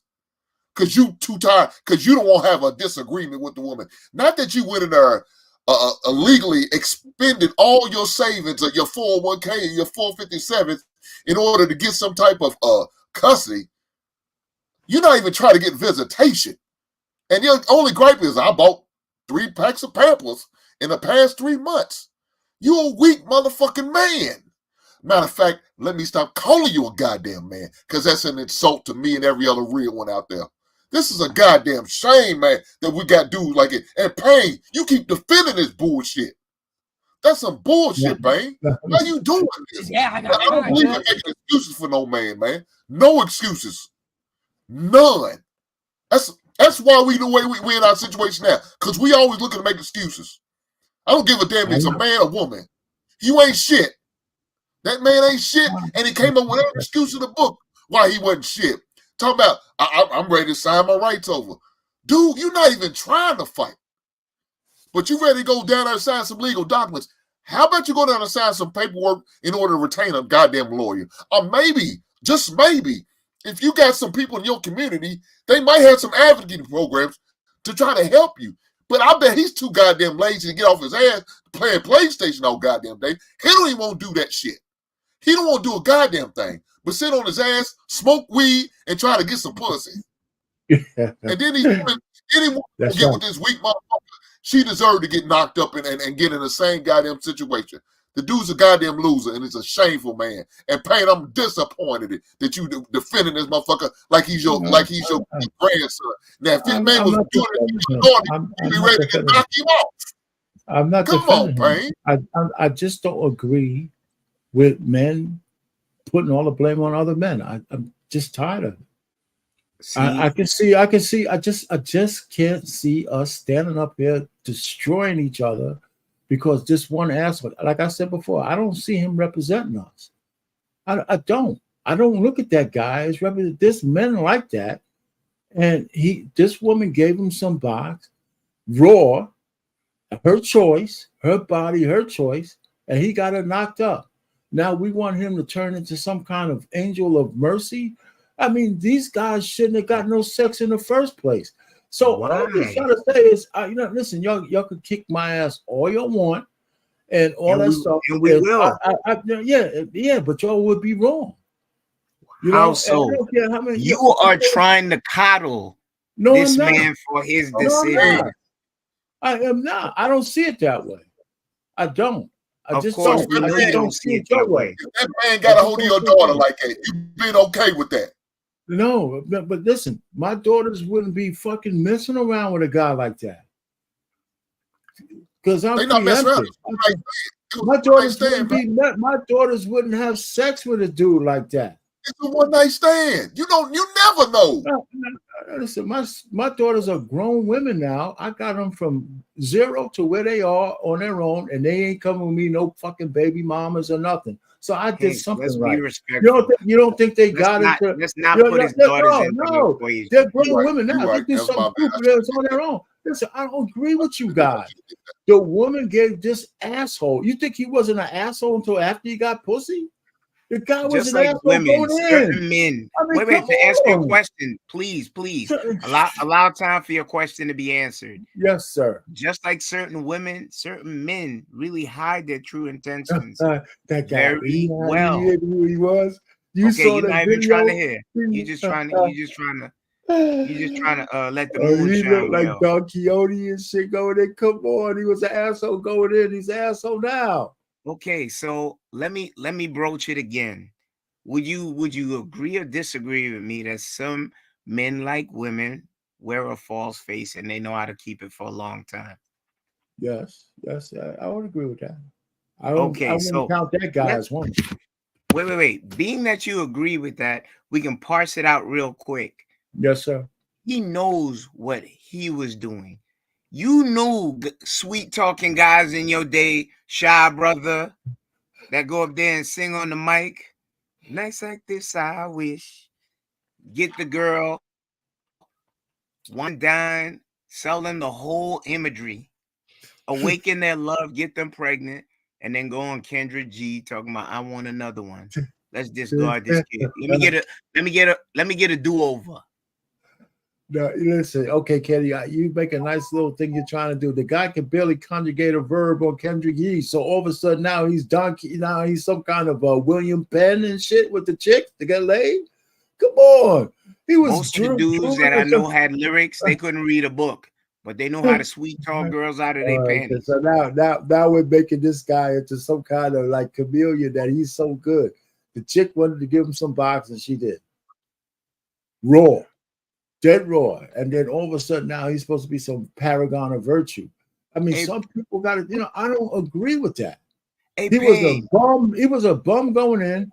He's a bum now, and we're trying to put some kind of a label on him like he was supposed to be some upstanding man. He's not supposed to have a kid because he wasn't supposed to have a box raw with a chick in the first place. Hey Hank, couldn't that have been you? Didn't we have like 2 episodes ago? Before you met your wife, you said you was raw dogging something, and you said you was holding your breath. Wait, hold on, I'm gonna hold you to what you said. I have a good memory.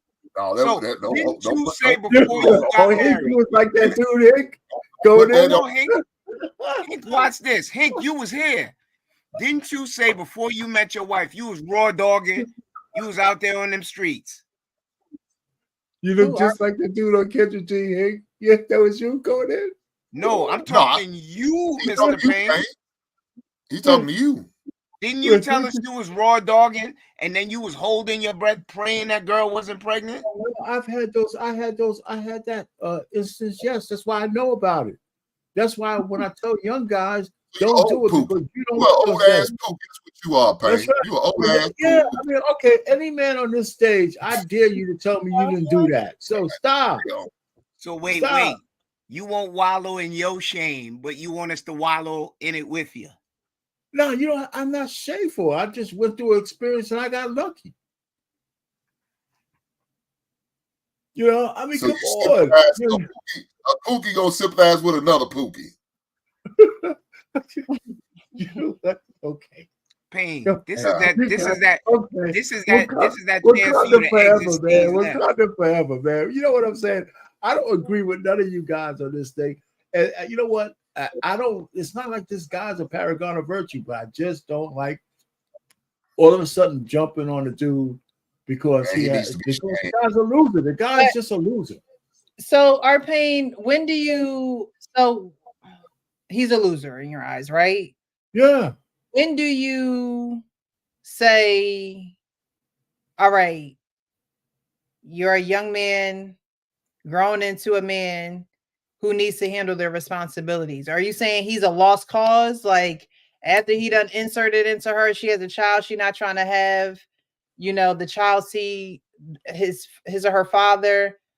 is he a lost cause now, or how can this kid who is irresponsible be now, can he be talked to, can he be coached, can he be mentored, or is he just a lost cause? Because there are a lot of men who do not want to fight, and they shouldn't have to fight. I'm gonna put that out there. They shouldn't have to fight to see their children. That's their children, right? So these women need to be coached and mentored and things of that nature as well. But for a young man who this happens to him, are we enabling behavior, or are we saying, okay, life has happened to you, wake up, it's time for you to handle your responsibilities? So I think it's a lot of enabling of that behavior, and no one really, actually takes this young man underneath of his wing, or whatever the case may be, and mentors him and says, hey, look, life has now hit you, and this child is not going to go anywhere. So, hey, look, I've been through this.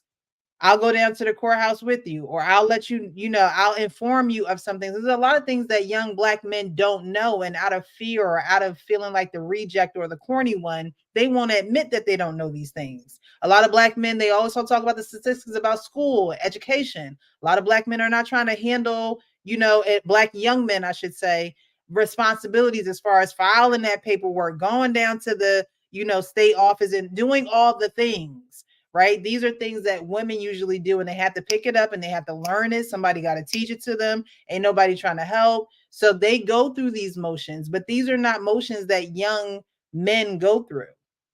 So my question is he a lost cause, or is someone like this who now has a child involved, this child didn't ask to be here, you're the kind of person that's like, well, hey, if he can make a new one, he can make a new one. He's a, but then you have a community that's going to continue to do this as well. So would you tell this young man to get mentored, or would you just say he's a lost cause, he's of another world, and he's going to die off, and we're not going to have to worry about him? That's a good question. There's men who are lost causes, but I think that we're trying to minimize things that nobody wants to agree with about men. I mean, and I don't understand. We got men around this panel. We have a imperative that's constant. Men constantly, through certain ages, want sex from women. Good guys, bad guys, in between guys, pookies, ray-rays, rich men. We all have an imperative to mate with women.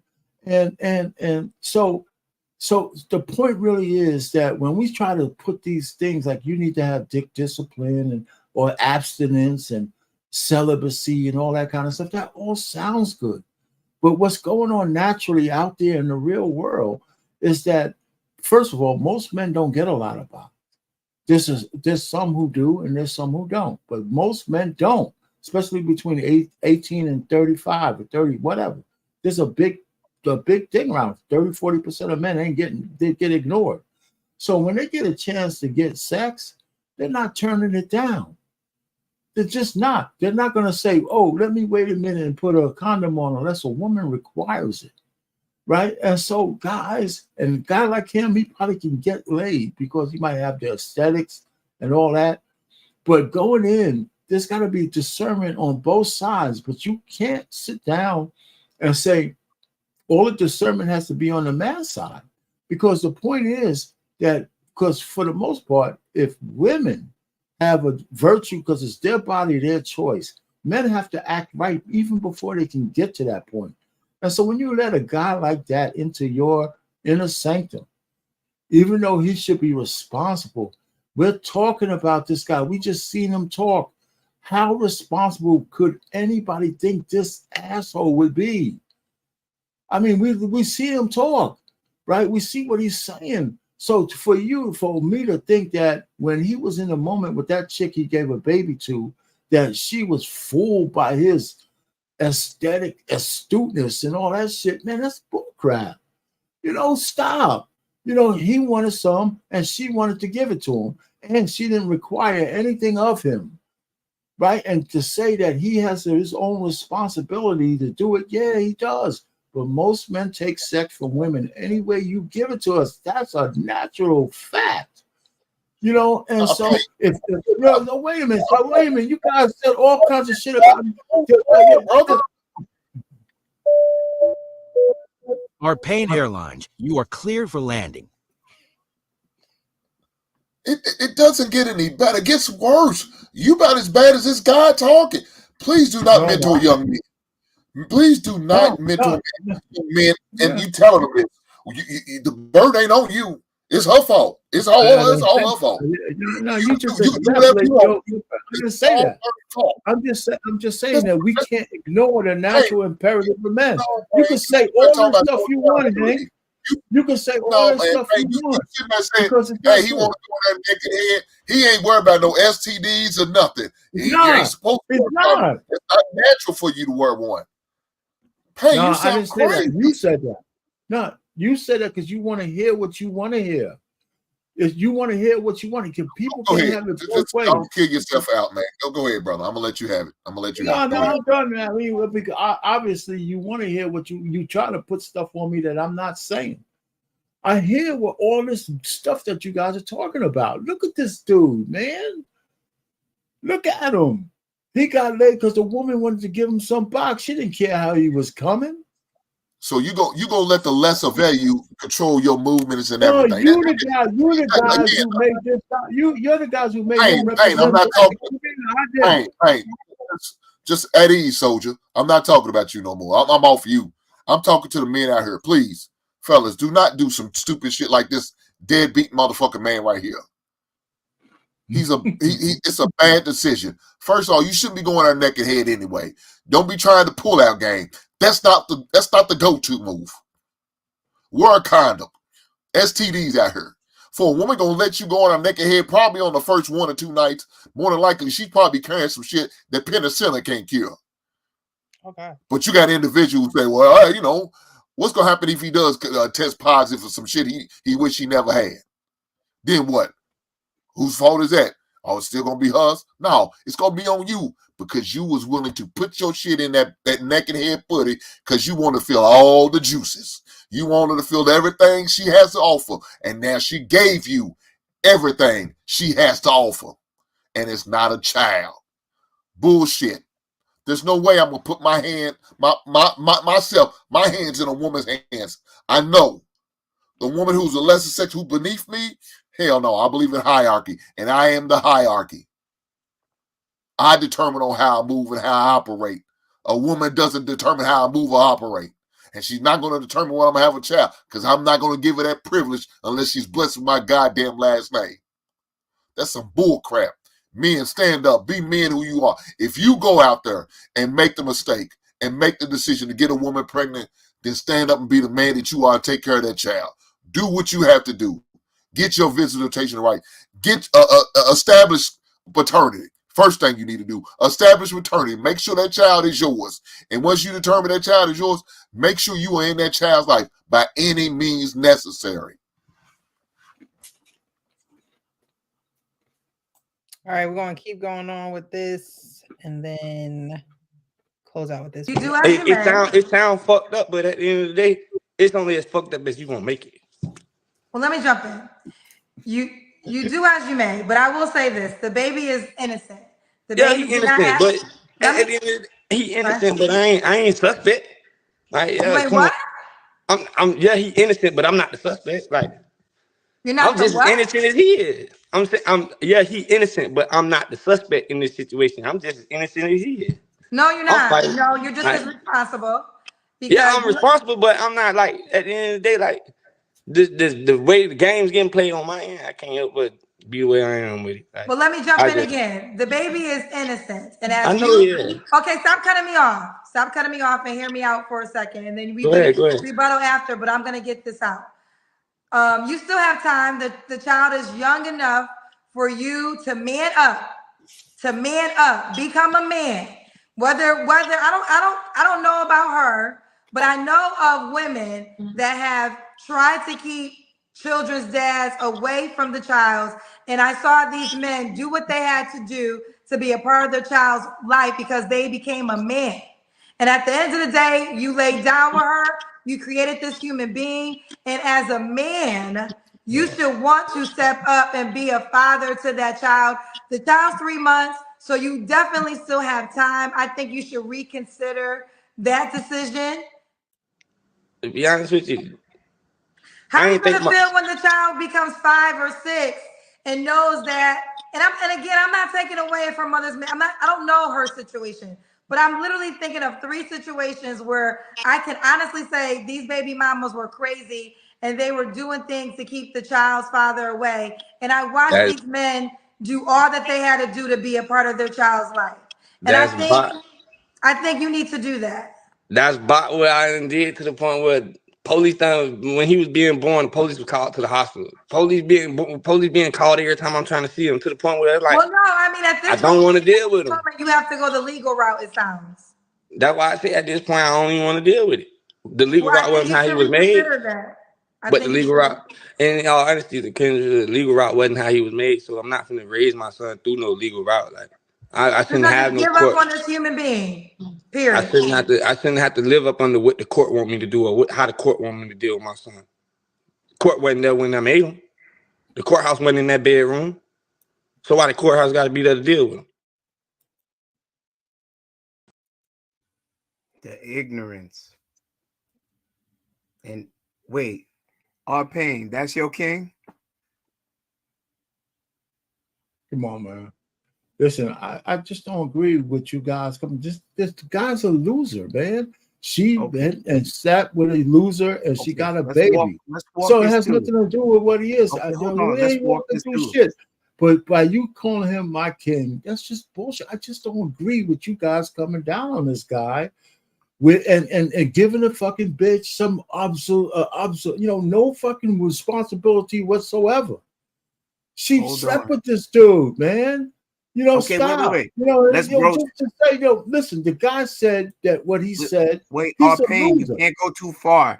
Let's have a discussion. Let's eat Yeah, it but in you pieces. shouldn't start out by saying he's my king, though. We ain't Hold on. starting So no you took that. offense? You took offense to that? Yeah, I took offense to that. I'm sorry if I hurt your feelings, R-Pain. You know I hurt my respect and love feelings. you. I just took offense to that. I just don't agree Okay, with you I guys. apologize, R-Pain. Okay, so let's parse it out. Let's eat this cow together. His behavior. Kendra, as much as I dislike her banter, she was giving him some gems. The only thing he cared to do was to see how he looked in the mirror and was adjusting his hat. Then he came with the ignorant statements to follow up.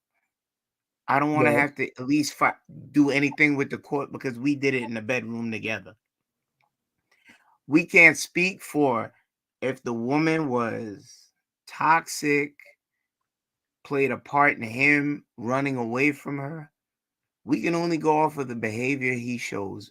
And we all know communication is 90% body language, 10% what you say. And if you made that cake, it wouldn't taste real good with the information that he provided us that we can go off of and make a summation. Yeah. He is us. No, he's not. Wait. Hear me out. He's you. Let me tell you why he is us. No, he's you. Because he's not me. You said no, you don't want to hear? No. I don't agree with you. When you say us, who are you talking about? Okay, you have to let it. Okay, go ahead. Let it marinate. Because you're here actually advocating for him despite his behavior. You pointed out one thing that you were not happy with his behavior, but you said these B words, which is derogatory, these so and so's, they should not be let off the hook either. We can only go off the information that we have. And the information that we have shows he's a poor representation of the brotherhood, and we supposed to hold him accountable. Listen, until we find other information that proves the female within this union was not moving right. I digress. Yeah, no, I hear what you're saying. And listen, he shouldn't have got any in the first place. That's what I'm saying. He shouldn't have been able to raw dog her in the first place. And that's number one. That's number two. And number three, if you don't believe that she called the police on him for trying to see his kid, that's number four. That's number three. So maybe he's lying, maybe he's not. Right. So, the fact is that the guy was a deadbeat going in. For us to try to put some kind of, he represents the black race and all black men. The guy is what he is. Wait, who said that? Wait, no, what do That's you not mean you said fair. that? What do you mean that's not fair? You just said he represents us. I don't see him as that. You said all black men. So you said he represents us, right? Did you say that? He or does. not? Yes, he No, does. Yes, he does. I disagree with that. I fundamentally disagree that every bad behaving black man represents all of us. I don't agree with that. You don't I see never what will. you're doing when you finish that sentence. No, you Good, tell me bad, what I'm or doing. indifferent. He is part of us. We have good brothers. No, we I have disagree bad brothers. with that. I Okay, disagree with us accepting that premise. It's a stupid premise. Every bad acting black person doesn't represent all of us. They don't. They represent themselves. That's Okay. why we're giving credence to the fact that a policeman can shoot us because he got a lot of black criminals in the back of his car. I don't agree with that. Move the goalposts. No, but you can't make a premise that guy. First of all, half the black people out here don't even think he's black because he's light skinned. So we got the colorism thing too. So the whole fact is, we got. I'm not moving the goalpost. When you make statements that he represents all of us, I disagree with that. I don't agree with that. I don't agree that the scum of the earth represents all of us. I don't. There's bad actors in every race, and we shouldn't be internalizing just because his skin might have some hue to it that he represents us. I just disagree with the premise. I'm confused. I'm more so bewildered. No, you're not confused. You hear what I'm saying? Do bad things. You're pretty much saying they're bad black people, so we're not going to even look their way. Like, is that what you're saying? What I'm saying is that here's one bad actor who got a woman pregnant, who allowed him to get her pregnant, and he doesn't want to be the father of the kid. And that's it. It's no more deep than that. So, and for us to extrapolate that all across the board with all the stuff that we're saying, like, oh, you know what? Because you don't want to condemn this one guy. Well, I'm giving leave to every man to do something stupid like him. No. I'm just there are many men that he does represent that are in our community that do that. Yeah, that's right. And that's exactly right. We have too many men like that and too many women who want to accommodate them. And that's how our community has been so destructive in a long time. And what I'm saying, the fundamental change for that is not us just internalizing it as black men. I don't think that's where the fix is. That might be part of it, but it's only part of the fix. Okay, so what's the solution when we have these men in our community? Are we to ostracize them? Are we supposed to treat it like 300 the movie and kick them in a hole? We don't take accountability and hold them accountable for what they bring to our community and the outlook as black men, aspirations. I think we should take a holistic approach. Alienation could be part of it, but that's not all of it. Is that helping? Wait, hold on. You asked me a question. I'm thinking if we ignore the basic nature of men and women and our sexual relationship, I think we can't really come to a real solution. Just by being mad and calling names and all that kind of stuff, I don't think that's the fix. We've been doing that for years, and it's only getting worse. It's not getting better. It's just like when they used to say no to drugs and expect everybody to just adhere to that. Or just be abstinent, and that's all you need to talk about and teach about sexual relationship between boys and girls. I mean, it's not enough because the natural inclination of people, men and women, are to have sex. We can't ignore that.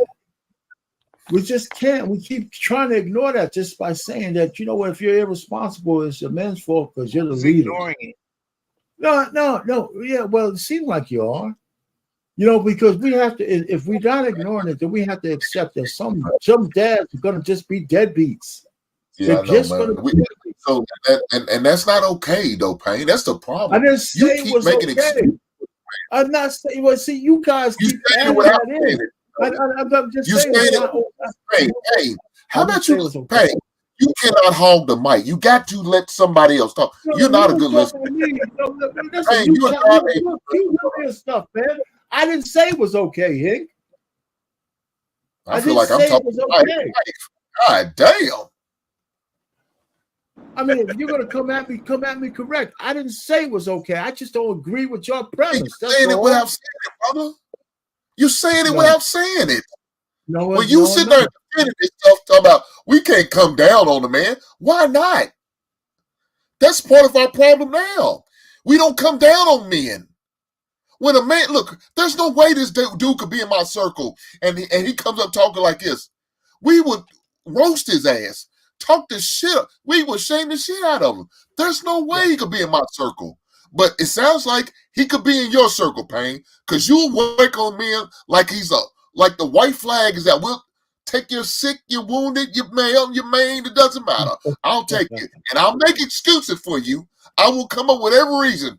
This heifer is bad. She's wrong. She should have never gave you the box, especially gave it to your naked head. And you are take him in. You can take all these bad motherfuckers, Payne. Since they don't represent you, you can have them all. I don't want them motherfuckers. I don't believe in making excuses. I don't believe men in making excuses. I would never allow my son to do that, or nephews, or any of his teammates, or fellow friends. I wouldn't let my boys make excuses. Dog, you better than that. You need to go on over to the Payne camp. They accept excuse makers over there. Over in the Hink camp, we don't do that here.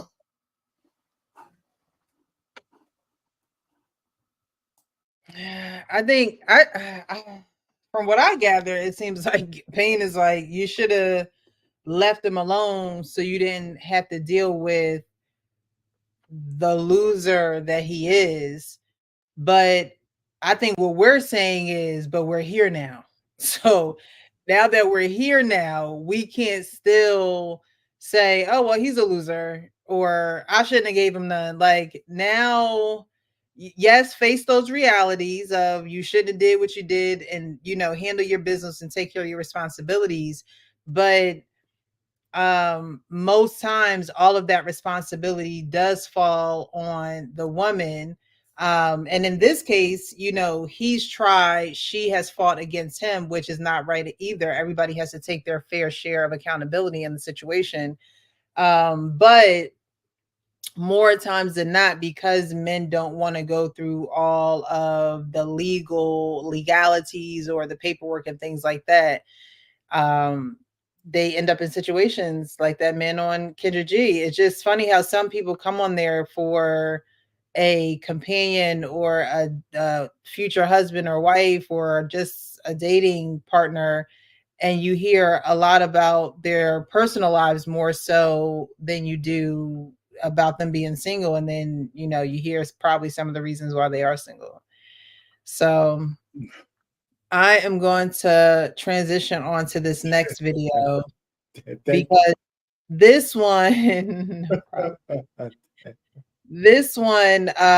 this guy, he's a young guy. He is a new father and he is struggling with knowing when is the best time to be involved in his child's life. So we're going to bring this one up here and then we'll go to JR first to discuss this one. You want? Tell me what you want with your son. I mean, I don't necessarily have any expectations for him outside of, raising him to be a good person. I feel that at this point in his life, she does that best. And when he gets older, he's going to need guidance. And at that point, that would be when I step in as a dad. And what age are you thinking that is good for him? I don't know, probably around middle school, high school. What do you think of that? Your son needs you every day. It's the day-to-day things now that will allow for those things to be possible. I was taught and raised to believe that like raising a kid at this age is the woman's domain. So Can you say something about that? my parents, they separated when I was 12 years old. I had a strong relationship with my father as a kid than I did with my mom. When, you know, they separated and, you know, he went his own way.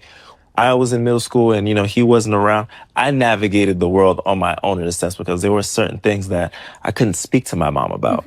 So I see that the father's, I guess, time to shine is at that age because that's the age I was where I felt I needed that guidance. I see.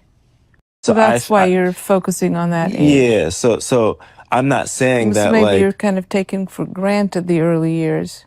I want to be a dad that is present, and I don't really know how much impact I'm having or not having right now Yeah, because I'm not around him enough to really know. right. Well, we have to stop, but let's stay with this. I'm looking forward to seeing how this plays out. Okay. Do you want to try to stay us a couple of days? That sounds like a good idea. Yeah. Okay. Yeah. Yeah.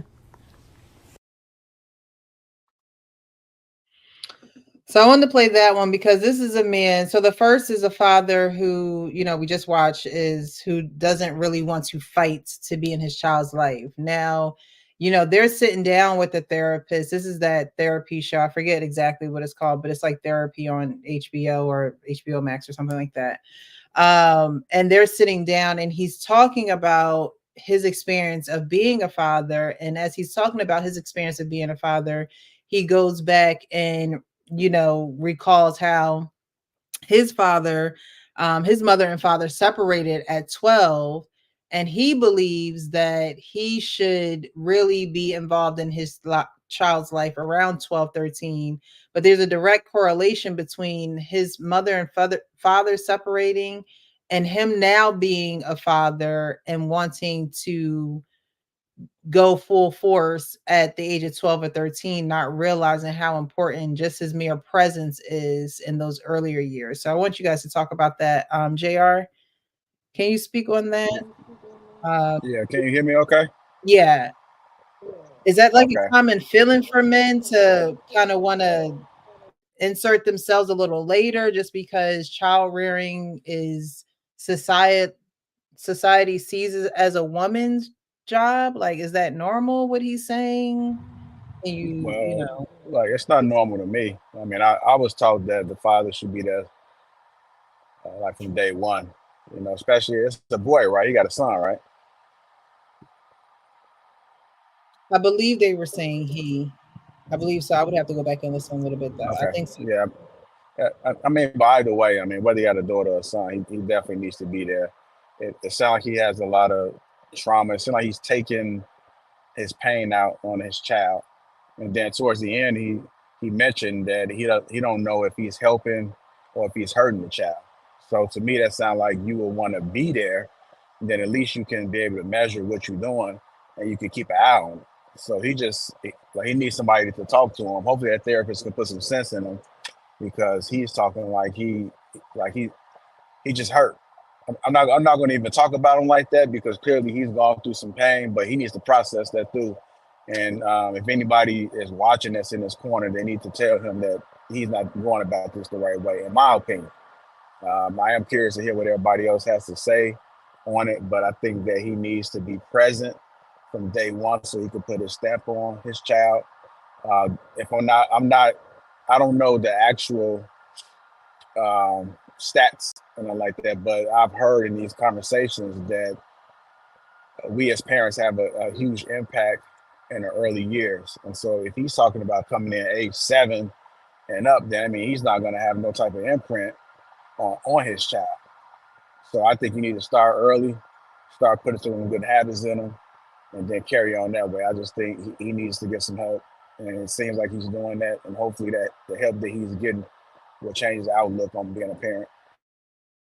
Yeah, I definitely agree with that. I the one thing that he does have in his favor that I like seeing in this video is that they are in front of this therapist and he is willing to be open and return so that they can continue to work this out. Like I was saying earlier, a lot of times with young Black men, it's just that they just don't know. They just don't know. And some of them won't ask for help. Some of them will ask for help. Some of them will just run away from the responsibilities because they feel like they're incapable when they really just aren't challenging themselves, and they're not moving as life is moving with them. They're not moving with it, and they're not learning, and they're not, gaining from these experiences. So the one thing I believe he does have in his favor is that he's open to learning, and I believe he does know that this is something that's hurt him, and he don't want to continue to cycle with his child. It's just gotten to a point now where they're able to sit in front of a therapist, because they don't seem hostile. They don't seem like they're hostile people. I'm pretty sure the woman, his wife, is probably frustrated and things of that nature. But these are growing pains when you're with somebody and you signed up to go through these growing pains. So I'm glad she's there too. Kenny, what do you think about the situation? I think that this is the other paradigm. You could see that he's there. He may be scared, but he's willing to do whatever he needs to do to be that father, to be that centerpiece in a child's life. Now that needs to be applauded within our community. That needs to be covered, like brothers like Hank and R. Payne and JR and such. Good brother, keep doing what you're doing. If you need help, you need a little talking to, you need a couple dollars, we here for you. Let's see what resources we can pack together so we can make you successful, in turn making you and your child successful. Mm-hmm. That's good for me. No excuses. Roll up your sleeves. Let's get our hands dirty. Let's make sure we grow something. I digress. Thank you, thank you, thank you. Welcome to White School Podcast. How are you tonight, lovely? I'm doing good. How are you? Good. Thanks for joining us. We're gonna go over to Hank, and then we'll come back over to you, White School Podcast. Okay. Got it. All right. All right, Hank, what you think about this brother? He's in therapy with his wife, talking about inserting, not really knowing, the effects of being around his child right now, because he's not around his child that much right now. But because his mother and father split at 12, he feels as though that's when he'll have the greatest impact on his child's life. So do you think that's the best outlook to have, or you think life experience kind of just molded him that way? Yeah, I think it's bad. It's terrible. His father was a bad example of a father, and so he has no idea. He has no life lessons. He's been set a bad example. So his thing is, oh, I'll wait till he's a teenager. It's too late then. It's too late. So now he can't get mad when his son start acting like his daughter. He can't get mad when his daughter start wanting to wear a dress. And I don't even know if women wear pantyhose anymore, but if she decided to want to wear those, he can't be mad. Because you decided to allow your wife, to take over the relationship and to raise your son to that point. And guess what that boy's going to do? Kids learn by paying attention and watching and mimicking what their parents do. And if he doesn't see the father enough, he's going to respond and act like the mother. So if that means when he gets upset, he starts just boo-hoo and crying all the time. Why? Because he's acting like his mother. Because that's you see how she responds. How she acts to situation. How she acts to certain things that goes on. When a boy takes a fall, a father's there to get up, son. You'll be fine. A mother's there to put her hand out and lift him up. A man will make him get up. A mother's going to give him a hand out, a hand up. A father's going to make him get up. That means I'm not going to put my hand out. I'm going to watch you pick yourself up, dust yourself off, and try it again. You fine. Get on that bike. Yeah. Mother may just get on one at a time. He take that boo-boo and not ever get back on that bike again. It's okay. You don't have to ride the bike if you don't want to. Bullshit. It's a life lesson in you taking a fall on that bike. You're going to take some bumps and bruises. Everything's not going to go like you think they should or want them to. You're going to take some falls. You're going to take some life lessons. It's all about how you recover, how you move past that. Mama's not always going to be around to be your safety net. Mama's not always going to be around to bail you out. How are you going to handle that as a man? You always looking for somebody to get you out of situations instead of figure shit out? No, that's not how we need to move as a man, as a young man. So situations like that, he's too far late. That boy's done went through a whole lot by the age of 12. By the age of 12, he's getting ready for high school. And now his daddy just not gonna step in. No. There's a lot of things. And look, young boys know how to deal with in elementary age. Morning wood, wet dreams. How to deal with and be around young ladies. What's the difference between a young lady and a young man? Why they got different equipment than what I got? All that's gonna come into play.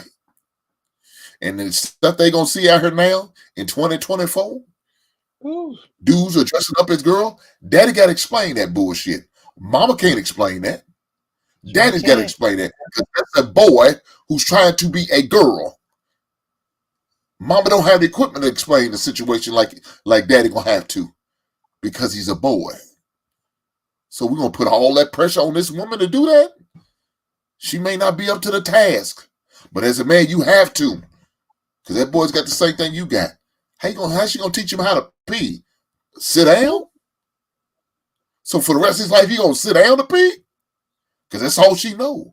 How can she teach this boy how to pee and stand up and aim? She can't. She don't have the equipment. How's she gonna teach him how to wipe his ass? She can't. We different. She can't. We can't wipe the same way. She gotta wipe away from her shit. Come on now. I'm just saying, man. I'm just saying. I'll let it there. I'll pain. Take over. I know how you do. Yeah, go ahead, Arpain. Listen, you know what? Listen, I agree with Hank on this one. Listen, waiting till 12 years old is much, much too late. There's too much life that's lived in those all affirmative years. One of the good things I heard is that it seemed like the woman on the couch was willing to, cede responsibility to him, and he wasn't willing to take it. Not at that age. Now, after a kid finished suckling on her breast, he's ready for a man to come in and be present as much as possible. So we're talking about 3, 4, 5 years old. I don't know when you stop breastfeeding, but it's different for everybody else. So maybe 3 is a good 2 or something like that. So I can't see a man with a kid who's responsible like this guy who wouldn't want to be involved from day one. Even if if you're with a woman and she's still breastfeeding, I mean, they aspirate milk into a bottle, and do some of those midnight feedings and shit like that. I mean, I know I did that. So, I mean, he seems like he wants to be responsible. He's more representative of the kind of guy I would even care about. And except that he's got it wrong, because waiting till 12 is too late.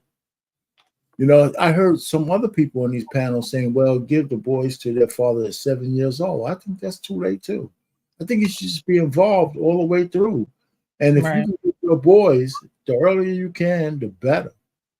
As simple as that, So I would agree with that part. So I don't have any problem with the guy. I think he's a little skewed in his age.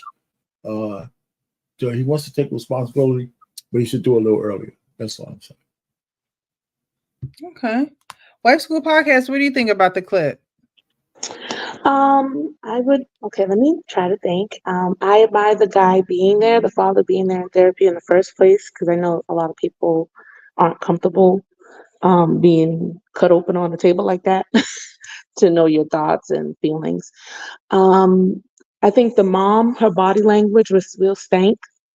Looked like she had a lot of things she really wanted to say and acknowledgement that she was probably being wrong keeping the dad, or I don't know what this situation is with the 50-50, I don't know.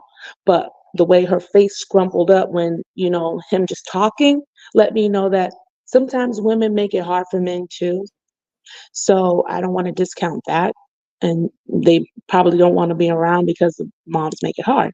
Um, I think fathers should be there for the ideal situation is two parents supposed to be there for their child from life to death. That's how it's supposed to be. And I kind of agree with what the man is saying about the guy taking the guidance later on, because basically early on in life, you're just changing diapers, you're just being superhero dad. That's mainly what you're doing. You know what I'm saying? You probably teach him how to pee in a toilet. Okay, cool. That's not a detrimental life lesson. Yeah, you shouldn't sit down. Okay. But I like what Trey Ferg said to me, because I have older boys that are in that position. Like, yeah, it's easier to take care of them now because they're just focusing on toys and milk and candy. But when that sack drop and they start getting them hormone changes and things like that, they have other issues that I can't identify with. So I can definitely understand that their father at that point can lead and guide them, because that new set of testosterone, I don't have that. So yeah, maybe it is okay for the father to come in at that time. I don't think it's going to take away from him if the mother raised the child to respect their father, no matter how, consistent or inconsistent he is. Those are his actions, but a mother should always keep the respect going for the child, for their father all the time. That's what I do for my children.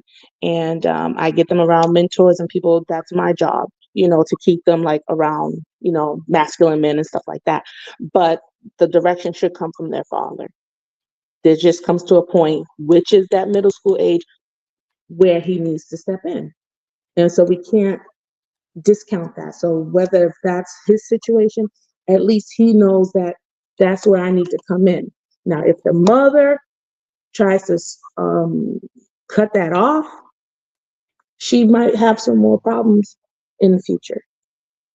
So that's why I kind of admire her that she said, okay, she realized, she's like, well, do you want me to come over a couple of days? Because, so what was you doing before? Why didn't you offer that to the man before? You know what I'm saying? So that just got me thinking about her and her, how she's getting in the mix between her and the child. So, yeah, I'm glad she opened that door for him to be around a little bit more ahead of time, where he can get in, where he can fit in before that boy turns, into the middle age for school. Yeah, it didn't say if they were married or anything, right? Did it? I don't think it. What do you want? Tell me what you want with your son. I mean, I don't necessarily have any expectations for him outside of, Because this is couples therapy, so I'm wondering if maybe they're not married yet, and they're just going through this. raising him to be a good person. I feel that at this point in his life, she does that best. And when he gets older, he's going to need guidance. And at that point, that would be when I step in as a dad. And What age are you thinking that is good for him? I don't know, probably around middle school, high school. Mm-hmm. What do you think of that? Your son needs you every day. It's the day-to-day things now that will. Okay, so it doesn't look like they're married, but Okay. they're in I couples therapy retract that. trying to make this right. And maybe they could be working on their relationship too. They're just not married. They just, a child together. So I didn't know that for my common knowledge of the video. So when we're talking, I'm like, I wonder what is the dynamic of their relationship, because I know this is a couples therapy show. Arpane, did you go on this one? Yeah, well, I was going to ask you a question in White School Podcast. What do you think about her saying that the kid needs you day to day? She did say that. So to me, that's a tacit admission that the door is open for him to be involved Right. early. So what did Right. y'all think about that? I personally believe that your child does need you to be there day to day. A lot of things are not taught, right? So Mhm. you don't necessarily always be talking to your teacher to your children to teach them. Your Mhm. presence alone teaches a child how to have peace. It teaches a child how to not to be antsy. It teaches a child not to be, impulsive because they can see that their mom and dad, or at least we're talking about dad in this sense, is not someone that's just going to jump off the handle, or Mhm. someone be around and still have that comfort and go to dad and just lay around with dad. We ain't always got to be hanging off a mommy titty now. Okay, you could go sit with dad and be in solitude with dad, because that's probably what dad is doing. He's not doing the most, like mom is probably doing 10 things at once. And Mhm. or dad can be involved and he can be very hands-on. There are some fathers that are very hands-on from day one, because they know the Mhm. importance of that bond. They know that, Right. somebody try to tell me something about, my dad. No, you can't tell me nothing about my dad, because we have that type of bond. You know what I mean? Mhm. That does start day one. I think that it's just a different bond than the mother has with the Mhm. baby, because babies are so small and so delicate. You ever go to a hospital and men Mhm. don't want to hold a baby because it's so small. Men don't even want to be, Right.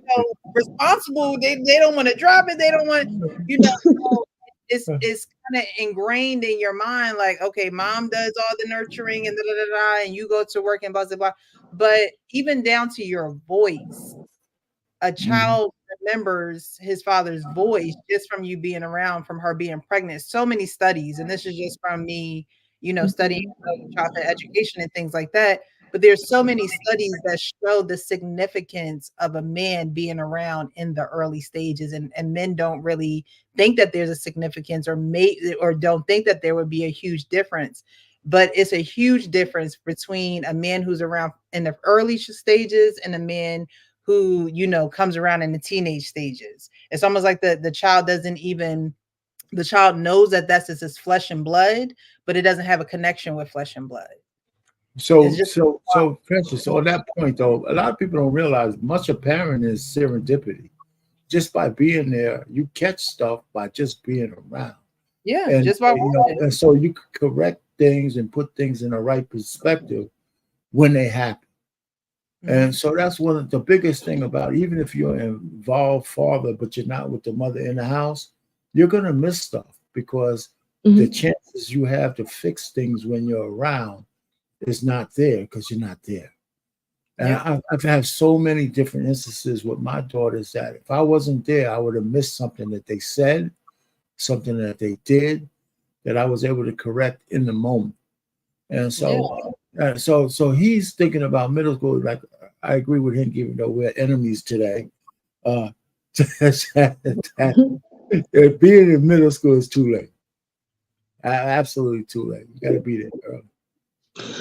Precious, can I ask you a question? What's the difference? Okay, they're talking about the situation now. If the parents are too toxic to be around each other, isn't that being caught as well? So, what's the difference between you staying around and the situation is bad, as opposed to you not really being there and coming around, where you have a little bit more, it's a little bit more peaceful and conducive for what Mm. the situation is because the parents can't work it out. So is there a difference or is there some similarity? Because you don't want people say, well, it's better not to be, around because it's unhealthy for the children. So what, where is it? Where's the fine line? I don't get it. Um, I believe that you can be involved in your child's life without having to. If you guys can't communicate or are too toxic, I still believe that you can be involved in your child's life and not live inside the home. The thing is, both have to be dedicated to learning. When you have a child, your new parents, it's going to bring out so many things in both people. You have to give each other the space to be new at this, right? Because will have, girls have babies and think they know everything. Like, no, you are a young chick at this too. Just like Yeah. he is a new father and you are a new mother. They both, you see how this young man is like, oh well, the child ain't gonna need me till I'm 12, 13, so she can just handle it, from here. And the mother is like, no, but I do need you, even if it's just for that emotional support. And you don't perfect combination would be for everyone to be in the home by under the same roof, right?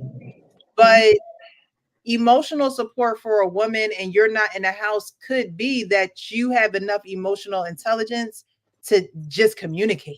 to just, send a text message or just call and say, okay, these are going to be the plans, or we're going to be a little late, or, it's when one person stops learning and growing because of immaturity or, I don't know, bitterness, angriness. Sometimes it's things that work out in themselves. And so as long as you're both committed to growing for the sake of the child and for yourself, I mean, you're becoming a whole new person. There should be things that you're learning about yourself becoming, a parent. So I just think that therapy, if you ain't gonna do it together, at least do it apart.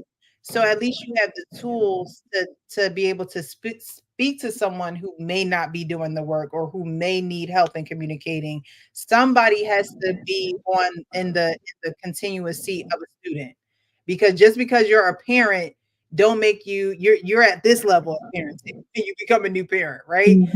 You're still learning, you're still experiencing, you're still going through trial and error. So I don't know. Which one would be better? I would say, being in a house under one roof would be better. But if you can't do that, be dedicated to opening to learning and being able to cope with these new feelings, being able to cope with this newfound responsibility. People don't do that.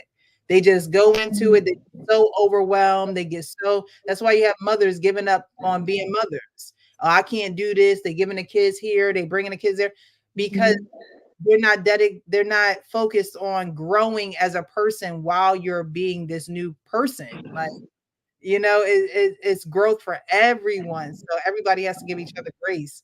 But when you're not dedicated to continue to learning, then that's when you're going to hit some roadblocks, because the child ain't going to stop growing. The child is not going to stop developing. So as an adult, you shouldn't get into a comfortable space as if you know everything or you're the domineering one. The dad don't know nothing, can't have no rights. No, this is a new experience for everybody.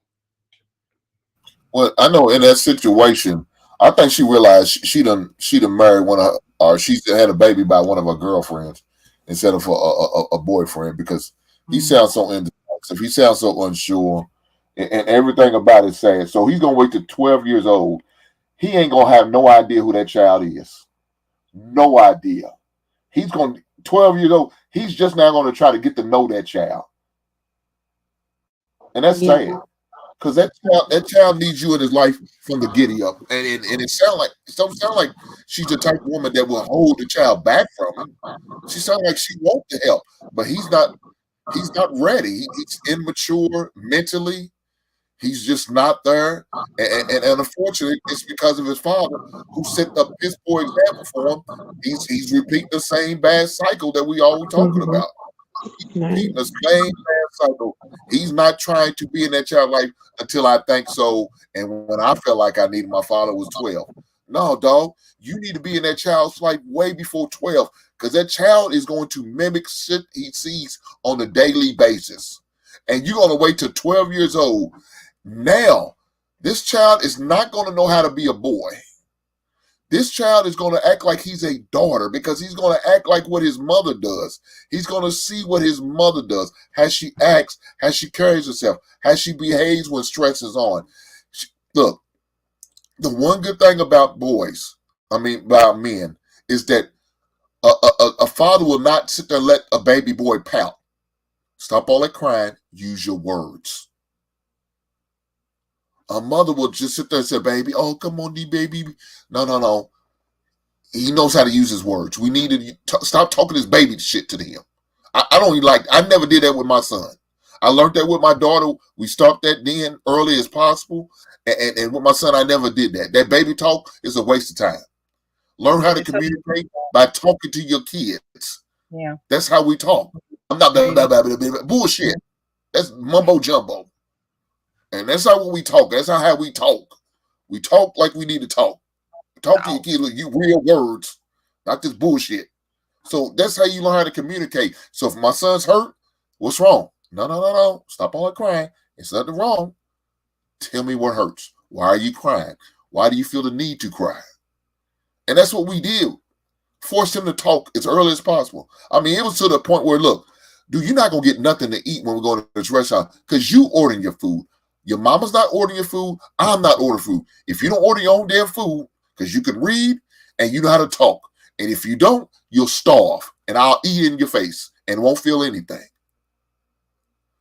Open your mouth. Closed mouth don't get fed. So you got to learn how to communicate. And that's not what's going to happen if you keep relying on this woman. She looked like she was just overwhelmed and tired, exhausted, because she's carrying him and this boy. So now she's raising two kids because it's the mentality he's coming off. That's 12, when he gets 12, I'll be ready. That's too late. That is too late. So now you're going to do your son a disservice.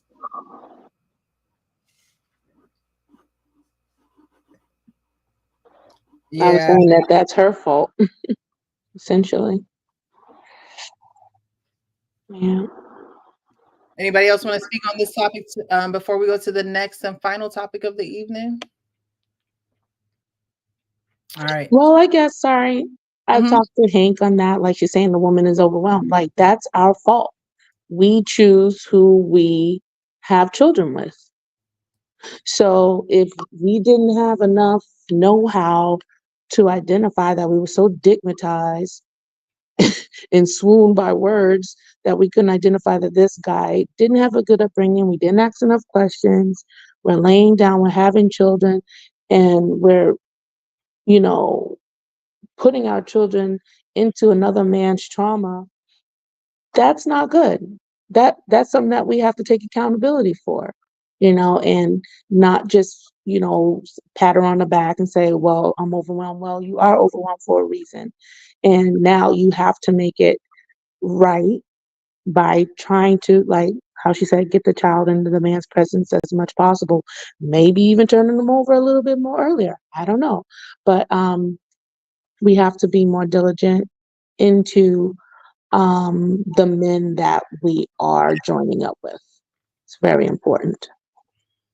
I agree with that. I definitely agree with that. Because I think the thing is he wasn't assertive. And so she was okay with him not being assertive because she was able to say what she wanted to say. He was sensitive. He listened to everything she did because he wasn't assertive. He never stood up for anything. And he let everything go by the wayside. And she was good with that at the time until she needs him to be assertive now. Now that he's a father, you got to be assertive with kids. You can't be passive all the time with kids. And if you are, the kids will run you over. They smell weakness. They smell the water, and they will take advantage of you. Right. I know this sounds bad as a parent, but yes, kids will take advantage of you. They see the lesser ones. Mama, daddy, can I have it? Daddy said, hell no, you ain't having nothing. Go in there and go to sleep. Mama, can I have it? Yeah, baby. But after you eat this, you got to go to bed, okay? And guess where they're going to come to? They're going to come to mama. You have it. Now I got to go to bed, and I'm okay with that. But I get to have a cookie every night before I go to bed. Oh, no. And then his mom and dad divorce, right? The father's mom and dad. And so he's coming from a environment where his mom had full control. He said he had a better relationship with his dad, but it could be that he had a better relationship with his dad because, when you go to dad's house, it's not like you're being raised per se. I'm not saying that his father didn't raise him, but it's almost like the fun house because you have all these rules and restrictions and disciplines at home, and then you go to your dad's and it's almost the reverse of, hey, you could have this cookie, just get out of my face, or like, you know what I mean? You're not here all the time, and so enjoy this luxury or enjoy this treat or whatever the case may be. So the roles may reverse a little bit, because his father was not present in the home with him. Now he's grown this passive attitude because, you know, he probably has to deal with his mom doing everything, and now he's become a parent and he saw that his mom did everything, and so he's relying on his, you know, baby's mother to do everything and just chill and kind of take the relaxed position. So this is a learned behavior from him. This is what he's seen, this is what he's gone through, and this is why he thinks the way that he does. So again, I'm glad that he's where he's getting help for it. A lot of people don't even, right. you know, he's at a point when you know you have to change, you'll put yourself in position of places to be changed. You know, he may be passive now, he may not have all the answers now, but at least he's in a position where he can get some type of answers and direction. So Arpain, Kenny, y'all went on this? So I said a little bit about it. Go ahead, Ken. All right. I'm going to read some of these starred comments, and then I'm going to get into the last topic. And then the video after that kind of sums everything up and we can get out of here. So Kasim says, men can be initiated into changing his behavior just like they can be initiated to mature. It takes another man because iron sharpens iron. I always say men need other men. And it's so very important because after a while, women, you know, you can't teach a man how to be a man. It's an instinctive decision. Only the strong can do the right thing. It's bigger than just us. It includes society and humanity. Empress says, seems like there's a lot of tension between them, and that's a barrier. I believe that could be an obstacle for him when co-parenting. Tension, there could have been tension. I think that there's a different level of compassion and a different level of a different perspective. He sees it a certain way. I wonder how she grew up, but he sees it a certain way because of what he's seen growing up. So the tension just could be they're just not on the same wavelengths when it comes to participating in parenting. Empress also says maybe he sees it being easier when he's older. That way he can call his son directly and not have to really deal with the mother as much. I mean, you got to deal with the mother either way. Any way you slice and dice it, you got to deal with the mother. I don't understand fathers who try to, you know, say, oh, well, I ain't gonna have to deal with her if I do X, Y, and Z. It'll be easier. You always have to think of what's best for the child. You think it's easier for you as an adult, but for the child, will it be easier for them, or would it be, you know, confusing? And, you know, why is he only here then at this time? And, you know, the parents have to do what's right for the children. Some men, you just can't make them do right. You can lead a horse to water, but you can't make them drink. That's true. That's for everybody. That's for any and everybody. We all were created with that free will. We thank Hank for being here this evening. We're going to get into this last clip because you can tell how this impacted him just by his passion. He was the child, and his mother kept him away from his father. From my dad for 26 years. You know what kept me away from him? My mom told me that my dad said I was a mistake and kept me away from my father. Every time, this been looking for me since I was a kid. Yeah. He's been looking for me. I finally talked to my dad. He's a good dude. My mom told me my dad has not paid child support since I was a kid. I finally meet this. He has like envelopes full of shit proof showing he's been paying child support. My mom calls me. What you doing, baby? What's going on? I'm at my dad's house. What the f you doing at the house? Didn't I say don't discuss family business? My dad bust through the door and snatched the phone. I was trying to, like, no. He's like, hello? Put my son back on the phone. No, it's my son too. What do you want? Put my son back on the phone. And my dad loses it. going in on my mom. And I'm listening to my mom. All that slapping, abuse, and beating me up, choking me when I'm on the floor, beating me with belts, wrapping hangers around other hangers. My mom turned into a 2-year-old little girl when my dad started talking to her. She talked to me like a my entire life. He's yelling on the phone, "You mad because I left you.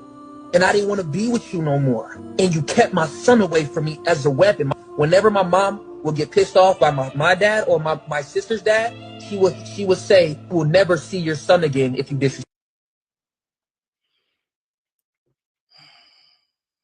So situations like that are realer than real, where the mom will keep the son away from their father because the mom is angry, the mom is bitter, the mom didn't like the fact that he broke up with her or they're not together anymore. Do you guys know anyone personally that has, gone through something like that? Because I think just like the first video, just like all these videos, but just like the first video of the guy not really wanting to fight because of what he had to fight with. Do you think it's situations, or have you, had close friends who have these situations where the mom keeps the son away and, beats the son and manipulates him and talks down on him, just to keep him away from his father? Yes. Yes. Absolutely. And that's why I came down the way I came down and, took all this heat from all these guys. I think we don't talk about parental alienation of men enough. I think it's so easy to just say a man is a deadbeat because he doesn't do everything in his mental, financial, and physical capacity to be around a kid with a woman who can do whatever. Listen. Listen. I've been around more than a few men like that. But let's just go to common parlance. Do you see what Angelina Jolie is doing to Brad Pitt? It's been almost 10 years. The kids dropping his last name and all that. Listen, he might have had some faults, but it's hard for me to believe that he did something to those kids where they don't even want his last name.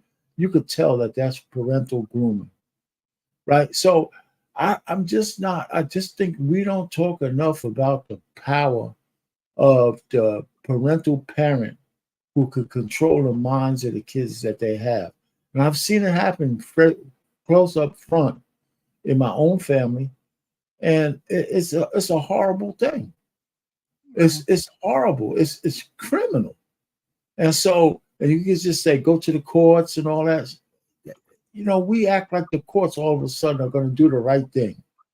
We see how the justice system works, especially yeah. But anyway, just getting back to your question, yes, I have seen it, and it's insidious. And that guy, that man there, who is saying what he said about his brother, just being able to connect with his father as a grown man, that's more true than people want to give it credit for.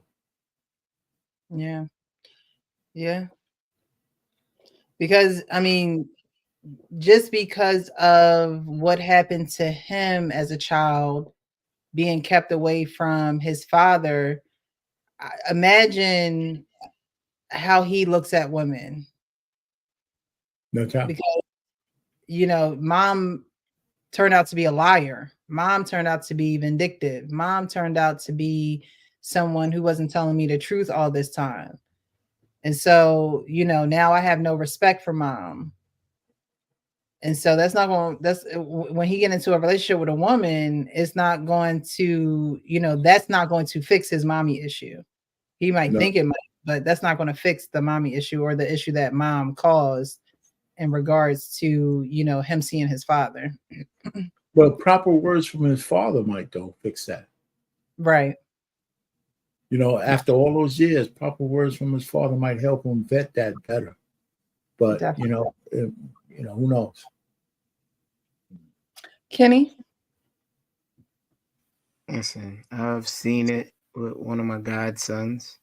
Mom wanted to be dominant within the situation. She didn't like the breakup. She was toxic. He got away from it.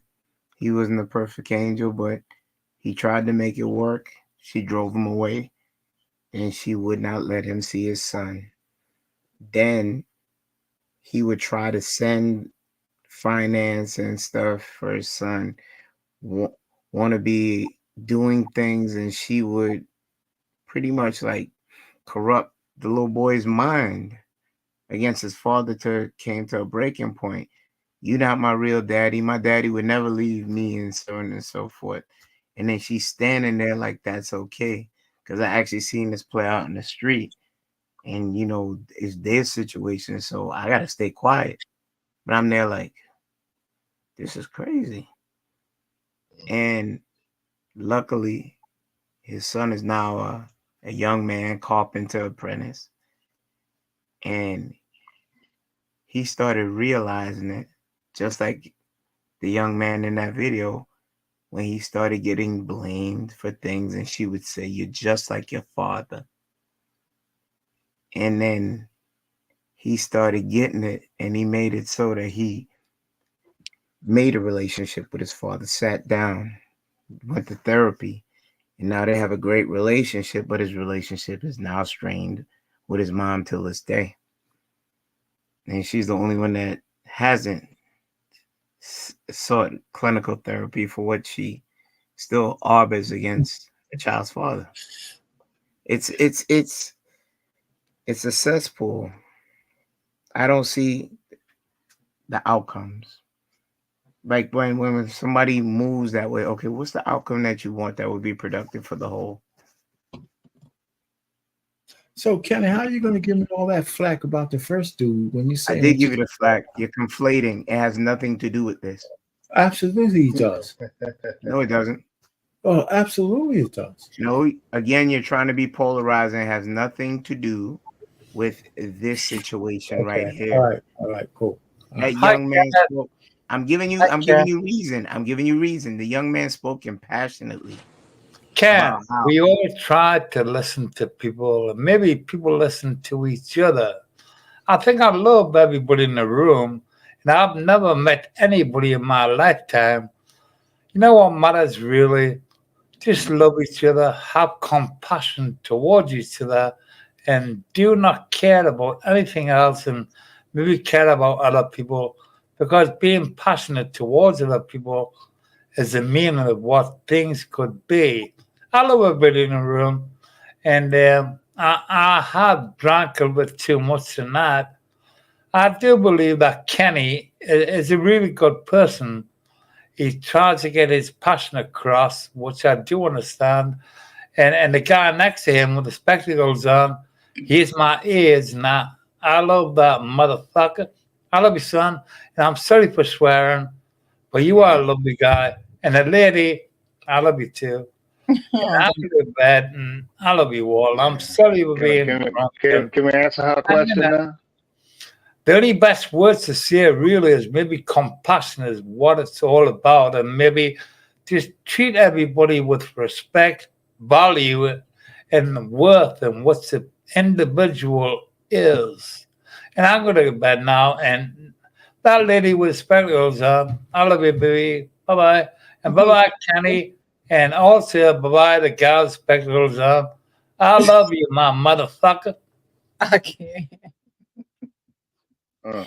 You know, some nights, you know, we get surprised. It's very few and far between because y'all know how I run my shit over here. We don't play no games. But you know, Riz was on a little Riz. Yeah, thank you so much for talking up as well as Empress. You guys want to speak on the topic? Yeah, I'm Kev 504, but I was trying to catch Hink up here. That but it's good to meet y'all. I'm from New Orleans. I follow Hink, so I know, and I missed him up here. But to answer your question, do I know anyone like? Did I ever know anyone like that? Yeah, I had a good one of my best friends who the mother of his two daughters would not let him see him because they were in a bad relationship, and it just went all the way left.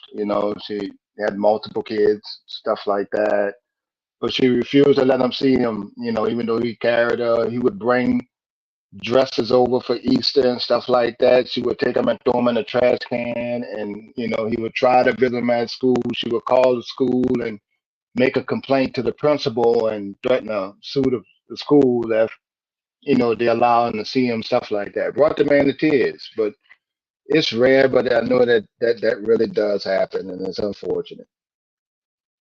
One of the other things, as far as children not being able to see their father, I mean, you had situations like Tupac. Tupac's father was always there, and but his mom, but he didn't realize that till after he made it. He never got a chance to be in his Tupac life. His mom hid him, and then some people moved and stuff like that. But what was really pressing to me, was really a problem for me, is when we, reports say, with the DNA testing of children and stuff like that.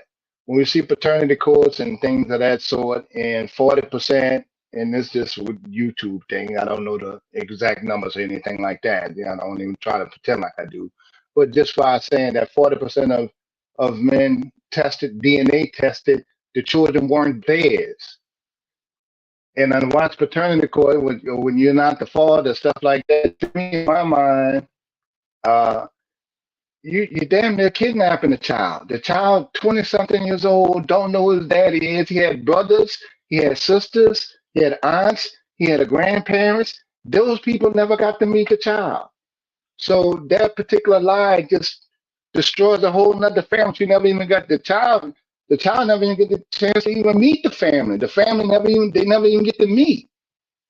And I think that's dead wrong, and there's no accountability for that. And I think if you go ahead and do the DNA testing, and you made it mandatory, that it would go from 40% to 50% easy if you did everyone. And I think that's the problem as far as not being in children's life. Me myself, I'm a single parent father. My daughter's 12 years old, right? And I have a 23-year-old. And I think I heard what is that, Miss Real Precious, one time you said a lot of men, they ain't gonna sign up to be a full-time parent like that. They don't. And so when guys will complain about child support issues and stuff like that, I will always have to tell them in these spaces. I was like, look, man, you can't. Well, how you complain about child support? The average black man, I know Taz went through this, we went on his show, and the average black man don't even pay $200 in child support. I think it was down to like $75 maximum. You know, and I'm like, well, y'all can't complain about that. Too many people watch entertainers and things like that. When I talked to one guy, he was like, look what Dr. Dre wife had to pay. Well, you're not Dr. Dre. You don't have $1 billion. He's not complaining. Why are you complaining? You can't complain for him. So my thing was, even when I was a UPS driver and I had guys that paid $700 a month, child support or whatever it is, you still get the freedom. $700 does not even feed your child for a month. And I don't think that men understand that. I think they just send the money and just complain about it. It don't even feed your kids for a month.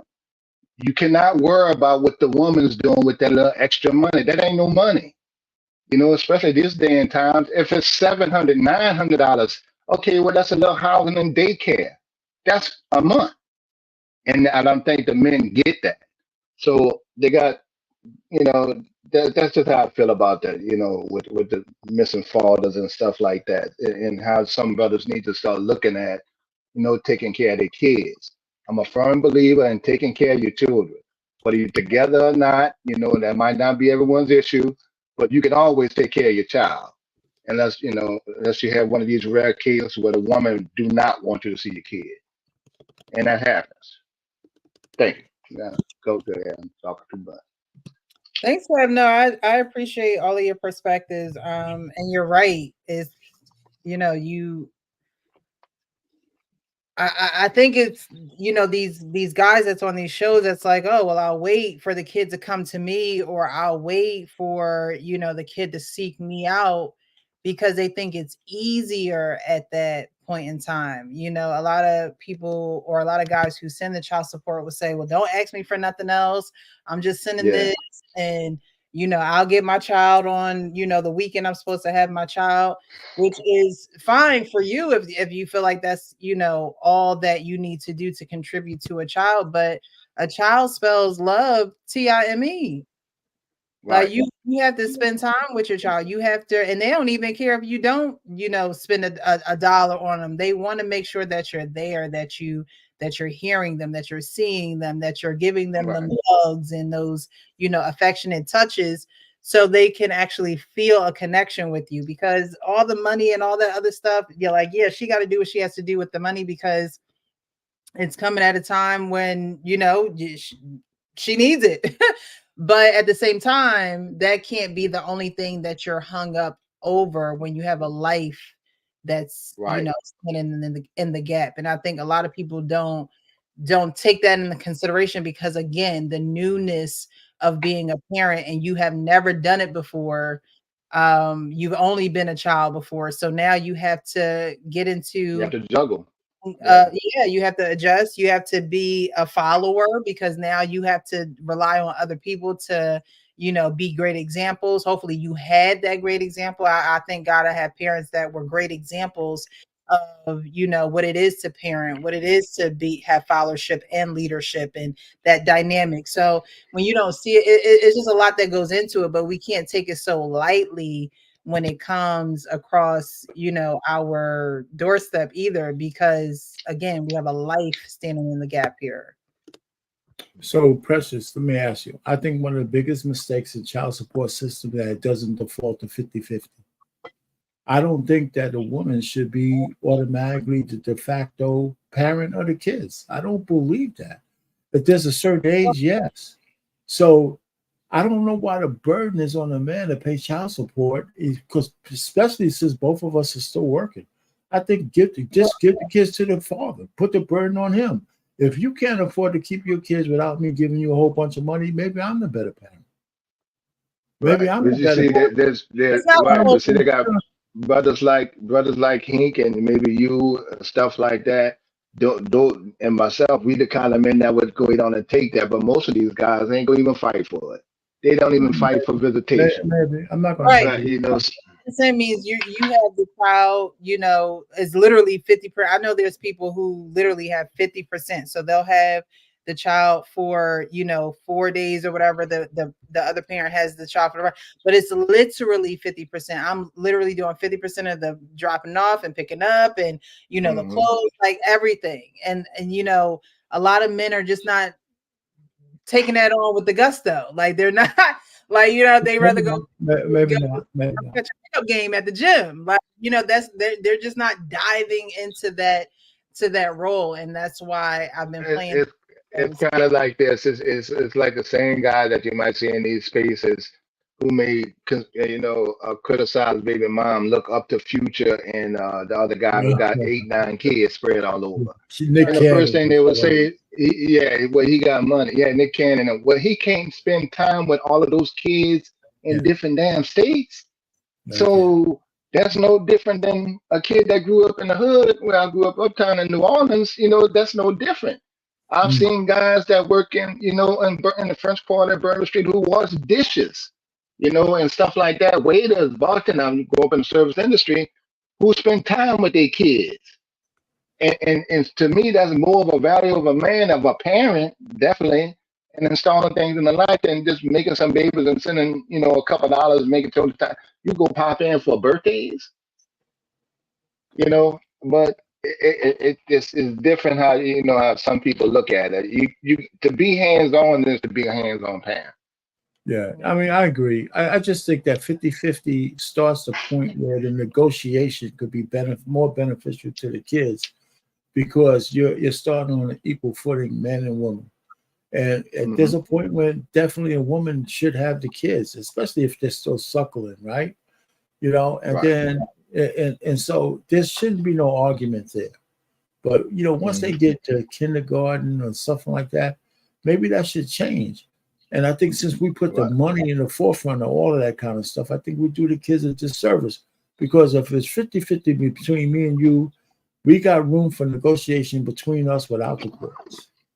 Right. And to be honest with you, most times, I don't see women really holding back. Now, I did say that one particular case, but for the most part, women didn't have a problem. They'd be like, come get him, come get her. You spend a weekend, you go take him, So if it wasn't that, I think more women would be more willing to give more time to the men. The men just don't want it. They don't take Yeah, advantage of I it. agree with that. You know Right. what? Like It's me so funny personally, that I'll you come said that. get me. We'll come get him every weekend. He can hang with us, go to you for school and stuff, and we fine. But dudes Yeah, don't I do that. agree with you. I That's why think I had if to you call don't their have any bluff. more relationship with your girl, I think that she would relish the time to have free time to explore herself and do whatever she got to do if she trusts you with the kids. I think we don't explore that enough. That would certainly be, if I had a problem like that'd certainly be one of my sweet talk with a estranged mom. Hey, listen, give me the kids, go hang out for a while. I got them. And When I first started my do YouTube channel, my brother, is Care 504. I came in making the videos. My daughter mom passed of breast cancer when she was 3, and so Sorry I to was hear a that. single parent. Yeah, I appreciate you. But I was a single parent now, and I hear these dudes, and I said, look, man, there's no reason for you not to enjoy being a parent. You can have fun with this, with your kid. And we made little short little videos of going to Home Depot, getting the paint a room, stuff like that. You can do that. Now she's 12, so we're gonna make a little video, time to build a computer. I don't know how to build one, but we need to build it. Time to learn, things like that. And you can make it fun. It ain't no doom and gloom with this whole parenting thing as men. And I don't get why they running from it. And especially if you don't have children, you shouldn't really be talking about it. We can give you some advice on what to look forward to and things like that. But there's a whole lot of enjoyment to it that they miss out on, because they're concerned about the wrong damn things. Yeah. And now when Miss Precious said, the court, I mean, I understand what you two saying, that maybe and I know Hink feel that way, maybe you give it to the best option for the kid. Okay, well, yeah, some situation it is better for the father to raise the kid.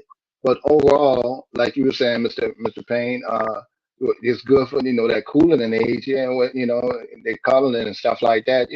It's okay for the mom, but you can work together and get these things done, for the betterment of the kids. Betterment for the kids is both of y'all work on it and put the time in my opinion. So, and that's what I think. And I try to tell these guys here, man, with the red pill and mandatory and stuff like that, man, it's not that damn serious, dude. Just spend time with your kid and stop worrying about what the money, what the couple of funky dollars you spend is spent on. Just take it as that you putting it as going to feed your kid. That's it. And just be a good focus on being a good father. Unfortunately, some of these fathers didn't have fathers and they were raised with their mothers and they I had this didn't either. attitude Neither of them. and sassiness. And I hate to say this, but it's true for some men. They don't grow out of that, yet they have a growing child, right? So the child is not even enough for them to grow out of this immaturity that they're in. And it's not even the fault of the person that they had a child with. It could just be that they just never had that growing up. Right. And a lot That of is people very true.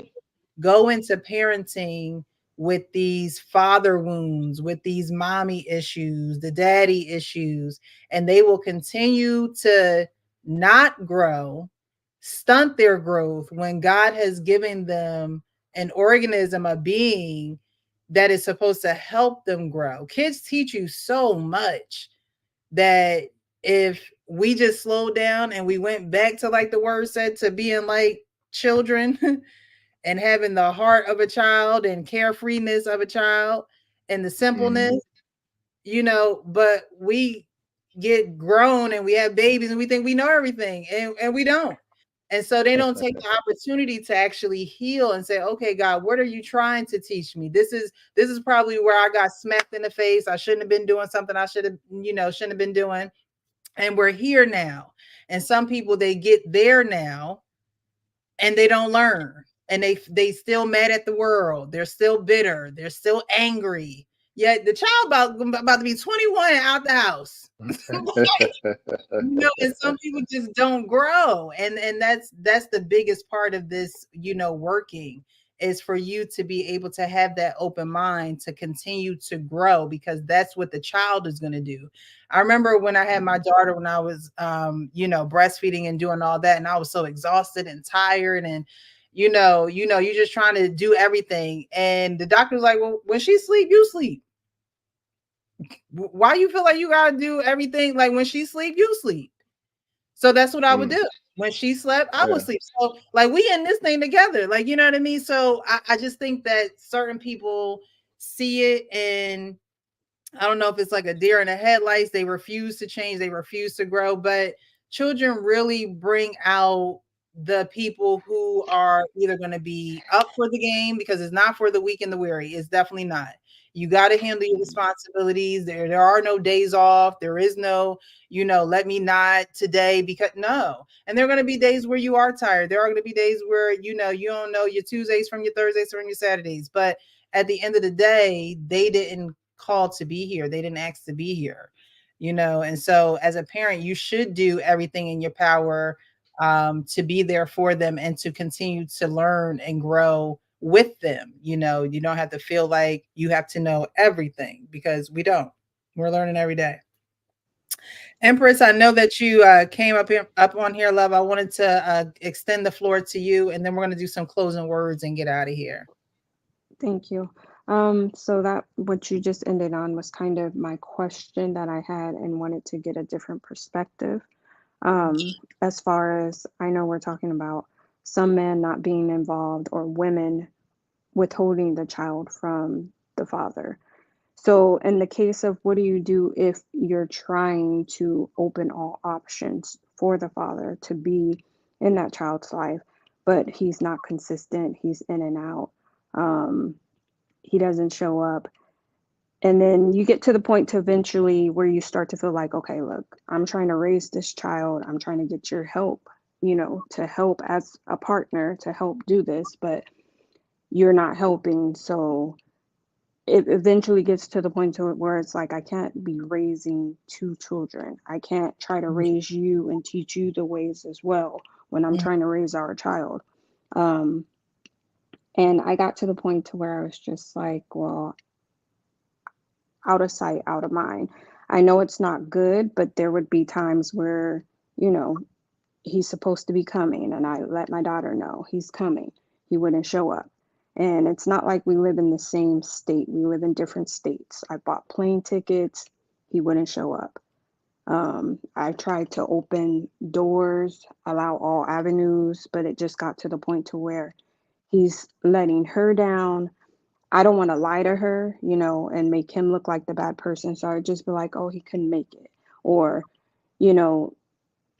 I just didn't want to make him look like the bad guy. I want her to still have like a positive outlook, because later on in life, I don't want her to be influenced and have a bad outlook on men, because it's not all men. But then at the same time, I decided to cut that communication off, because he is her first teacher as far as what is a man. I believe by him being her father, what she sees him do, he comes and goes. She might think that's okay later on for men to come and go in and out of her life. Well, my dad did it, so it's okay for a man to be here inconsistently. Not saying that she would think that, but possibly. So I just wanted to get a different perspective. Some people say, well, just allow him to come as he comes. Any little moment that he gets to see her is okay. But she's old enough to where she's asking questions. How come he's not here? How come he doesn't love me? How come he doesn't spend time with me? And those are hard questions for me to ask, and I can't really answer them. Well, so for one, as far as the questions and things of that nature, again, I don't, is this your first child? Yes, it was both of our first child. His first child, my first child.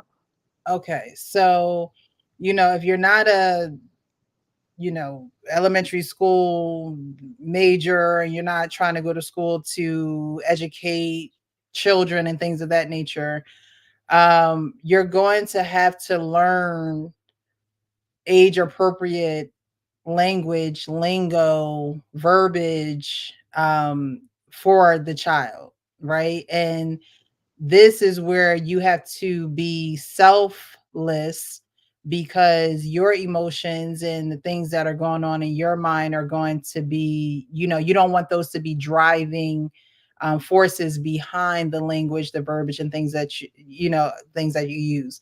Right. When you don't know, say, I don't know. I don't know why daddy didn't come today, but let's hope that he comes tomorrow. Always be the agent that's still on dad's side, even when you don't agree with dad, Right. because that's still dad, right? And you laid down with dad and had that baby. I can understand what Art Payne was saying the very first clip that we played. We're trying to have this man be somebody that he's not. And we as women, Empress, and we got to keep it real, right? We're here on the Real Precious. We as women, we know the caliber of man that we opening our legs to. We know the caliber of man that he is, right? So now a child is here and we want him to be super dad when he wasn't that before he was now given this title as father. So that is something that we do have to, as women, be honest with, because if not, we're going to continue to lie to ourselves, and then our child is going to see us continue to lie to ourselves, and they think it's going to be okay to lie to them. We don't realize how much energy is transferred into a child in those early years, especially if you breastfeed. And it's just so much that's deeper than conversation on a YouTube live right now. But definitely have the verbiage, definitely have grace, because there was grace there when you were having sex. So always be the agent that's still supportive, but also have boundaries, because at the end of the day, you are the main person raising the children, right? You're the main person raising the child. And so if you have to have your village, that's fine, and you don't want to cut him out completely because he is the father. So you still have those lines of communication open, but there will be boundaries. Okay. Correct.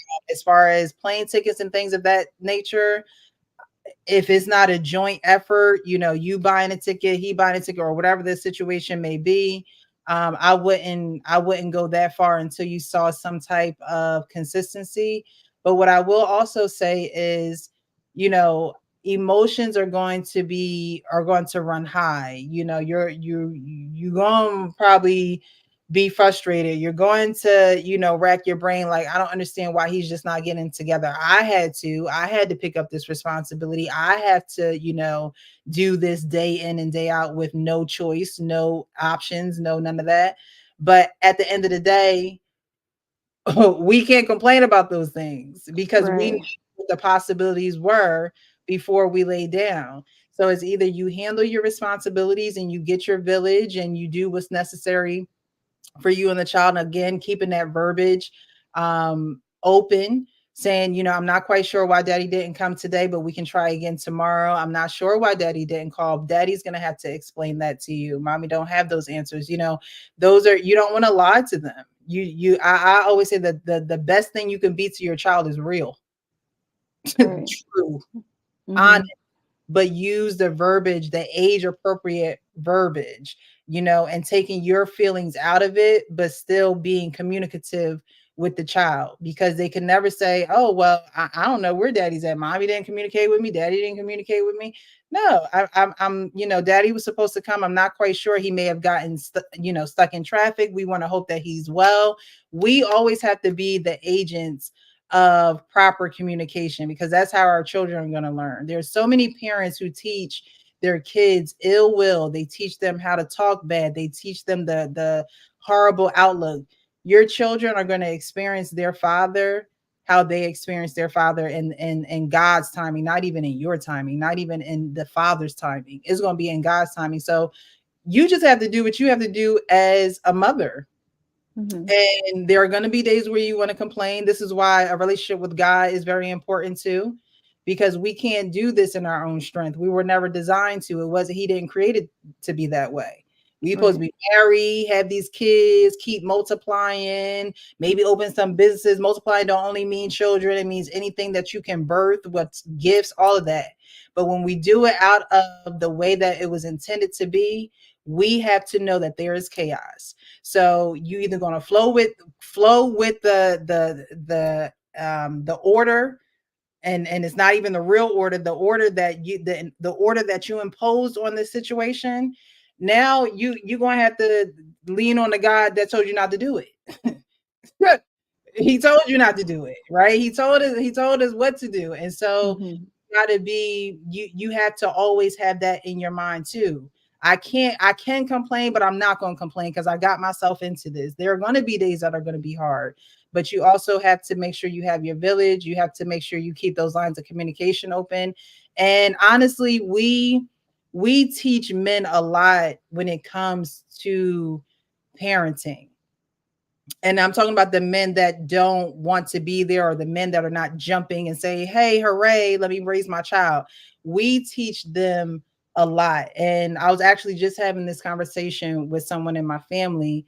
And I said, you know what? You're going to have to be the patient one. You're going to have to be the one that is going to have to extend grace, because you've been a parent before. He hasn't. This is his first time. He knows you as a parent of somebody else. He don't know you as the mother of his child. So you have to, we have to really humble ourselves. We have to really, really, get to a point where it's just like, I had to take care of my responsibilities, and I can't lean on nobody to do it for me, not even the father of the child, although he should assume that responsibility. I can't assume that he's going to do that because I did not require marriage. So these are the things that as women that, we're stuck with. And of course, I would want any man who made a child to be supportive and be there for the child. But is that reality? Is that the reality that we're living in? No. But we do have to be accountable for our decision and our responsibilities.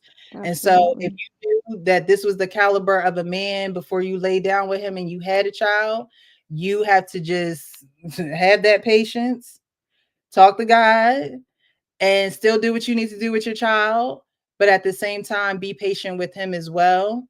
And I know that's easier said than done, but again, we do a lot of teaching with them, and I know a lot of people are like, I don't want to raise two kids, right?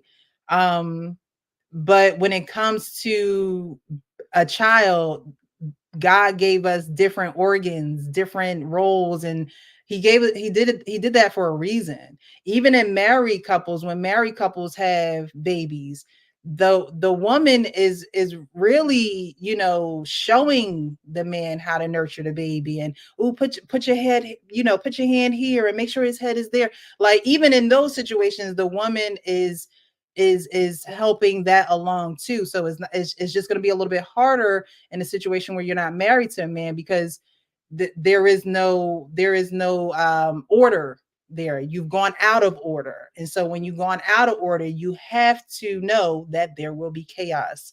There will be things that'll go out of order. There will be situations that you feel like you can't control or get under control. But unfortunately, that is the consequence of doing it out of order.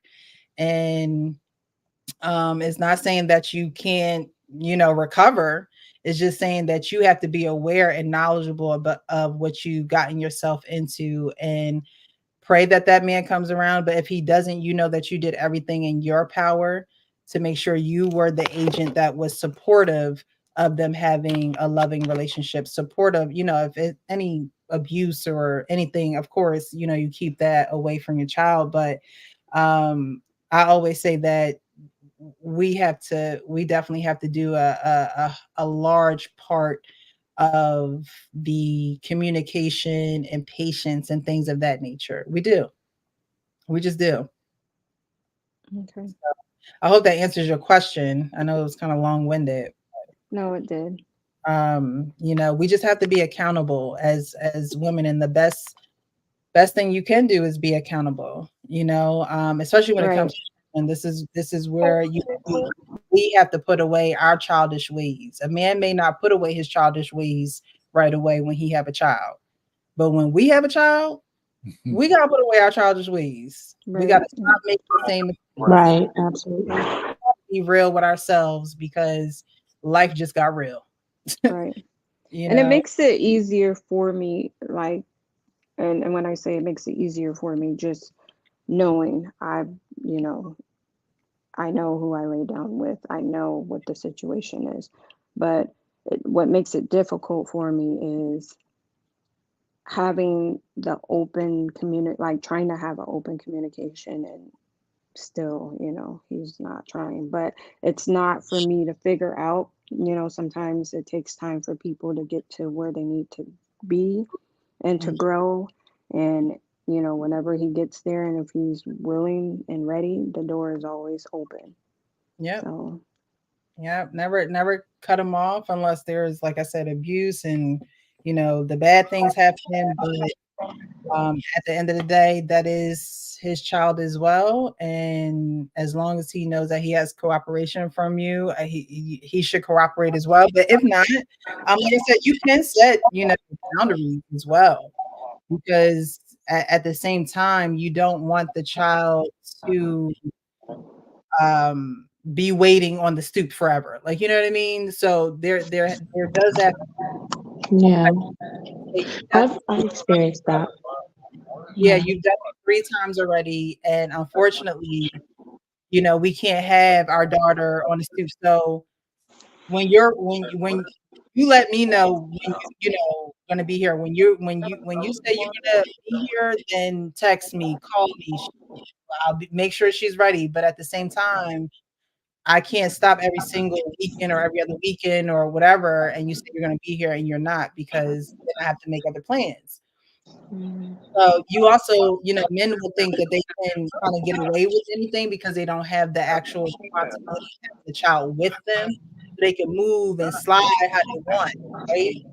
So while all day you've been depleted taking care of a child, his energy is going to the gym. His energy is going to hanging out with his boys, going to get something to eat, and then he might slide through and take care of the child. And if that, but so they're not thinking like we're thinking when it comes to the kids, and so definitely set some healthy boundaries, right. but never cut him off from his child. Hmm. Yeah, I'm in that situation now. It's been 7 years like that. And it was a little bit more consistent, 7 when it started, when my ex-husband separated. But like now he has 50-50. I don't really pressure him to do anything. I try to be cordial and talk to him and everything. And it's just inconsistent. It's so inconsistent.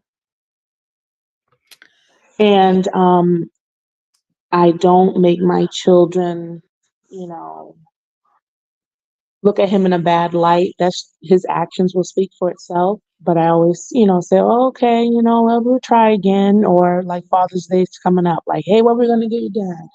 Or let's send him a video or things like that.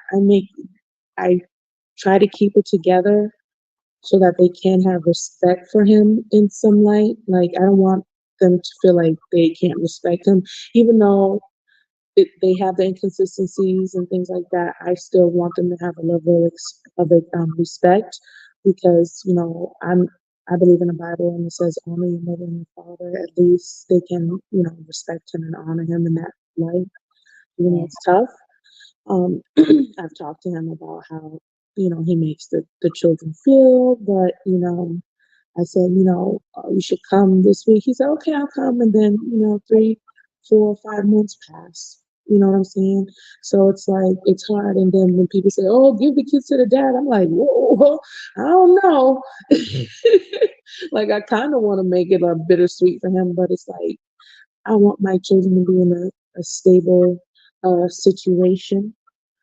Um, and I want for them to have a good upbringing. So like it's kind of hard when one person is consistent and the other person is inconsistent because that's what he experienced in his life, and so I have to accept the fact that I didn't vet enough and see how that really affected him, and just not handling these responsibilities. And so that's my bed.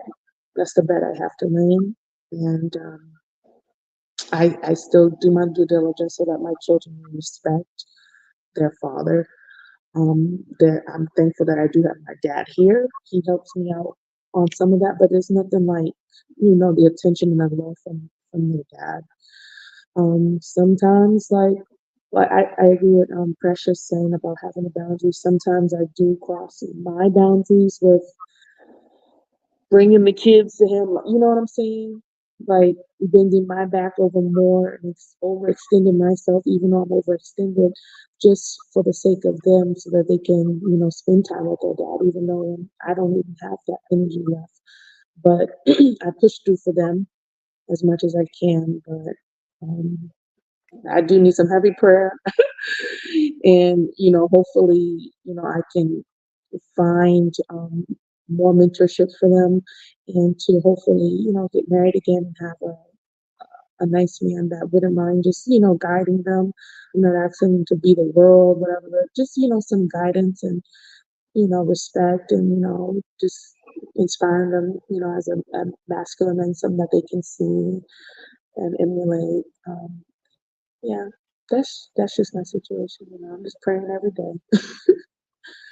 Yeah, it's not Yeah, I easy. mean, It's not easy. it's not, but at the same time, life itself isn't easy, Right. and when we do things out of order. I'm not the one that's gonna be like, oh well, it's gonna be okay, and like, no, we gotta be real about it. Like, we did it wrong. Like, and so the issues that we're having are going to be there.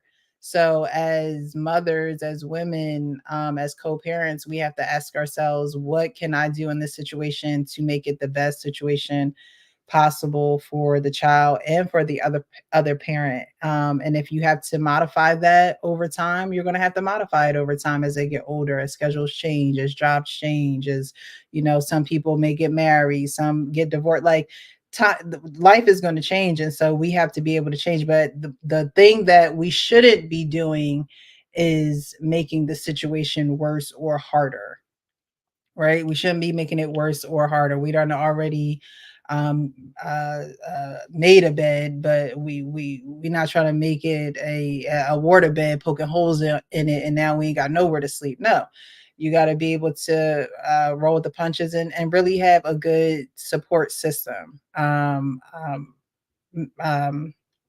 Wife School podcast. I know you say you want to you want to be married again, have those influences in their life.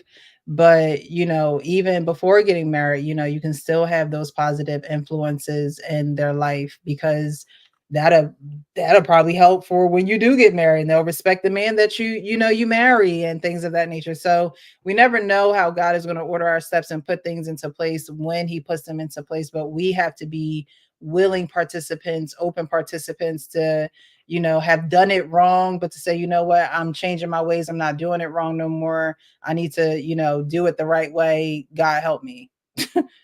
And throw him in the prayer too, because the man need prayer too. He had a baby with you. He need prayer too. So, like, it's we can't really have pity parties. You just gotta do what you gotta do. You gotta, because this is where we landed ourselves. So I'm not the one to have pity parties with people and things of that nature. It's like, if you need me, I'm here. If you need any advice, I'm here. But at the end of the day, we have to do what we have to do, because a man is going to do that. A man is going to do that with most things other than children. Yeah. um and that's where the divide comes in our community. I'm not saying men don't take care of their kids. That's not what I'm saying. But what I'm saying is, they handle their business in a lot of areas, and I think one of the areas that lack would be children, and in some cases, education for some Black men. Those are the two areas that I believe that our Black men can definitely increase in and get better in. We love a man who works with his hands and can do a trade, but we need some educated Black men too, who don't mind, speaking out and using their gifts to empower other young Black boys to become Black men. It's we just need it. So we're going to do the final thoughts, and then we're going to get out of here. We'll start with Empress. We'll make our way over to our pain. We'll end with White School Podcast. I thank you guys so much for being here. Thank you, thank you, thank you. Thank you, Precious. No Thank problem. you. I just want to say this was a great podcast. I'm glad that I came up, and it gave me a lot of insight as far as moving forward. And yeah, thank you for having me on. Oh, you're welcome. Good luck. You can always, I don't know if you follow me on Instagram, but you can always follow me on Real Precious Official on Instagram. If you ever have any questions, you want to DM me, you can always do that. Okay. My DM's always open for that. Will do. Thank you for being here. All right. Our pain, final thoughts. Yeah. Precious, I didn't know you had a child. I didn't. I do. I have a daughter. Yes. If I heard it, I don't know how I missed it, but yeah. So I almost feel bad about all the shit I was saying. But the fact is, no, I don't get things to heart. I don't know y'all. I don't know you are pain. I respect you, but I don't know you like that. No, I'm just saying that, if I was coming on, the first guy, all I'm just trying to say is I believe that both men and women, we're subject to the laws of nature. And I think that single women, married or not, I think women have a biological imperative to have children. Mm-hmm. And I think it makes women make choices, good and bad, just like it makes men who have a biological imperative to procreate, good and bad. Right. I think we discount the impact that has on our way we behave. And so when we look for solutions and through whether they're good solutions or condemnation, we cannot ignore the fact that devoid culture, devoid social mores, devoid shame, we're going to divert to our basic natures. And a lot of people just, nobody has to agree with me, but I think I'm right. If you do any studies, the Lord of the Fly syndrome or all that kind of shit, if there's no reason for us to act in some kind of proper manner, and we're going to act based on our nature. That's just the way we are. That's because we're humans. You put men and women together, no matter what the crime is. You put women in men's prisons.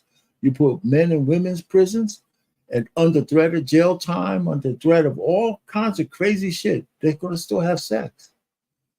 So all I'm just trying to say is, so it sounds like I'm, for the guy in the front. I'm not. I'm just saying that we can't ignore what makes us who we are. And if we're going to have a solution, we're going to have to see what is going to be more powerful than our basic natures.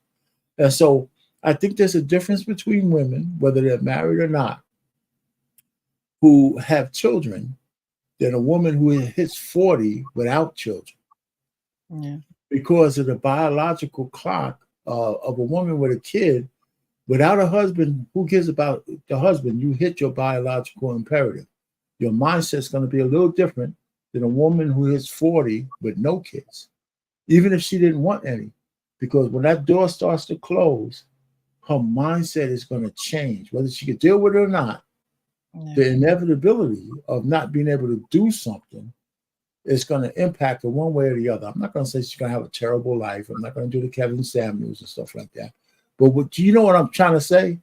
So I think when we get in these discussions, we ignore the primal nature of men and women when we talk about right and wrong, because some of it has nothing to do with right or wrong. It's what drives us, And so I just think we miss that a lot. And I don't know how to explain it enough to say that I think we're driven by society to do things and make decisions. But we also, in the absence of all of those governors, we act and behave in the way our nature tells us to. Right.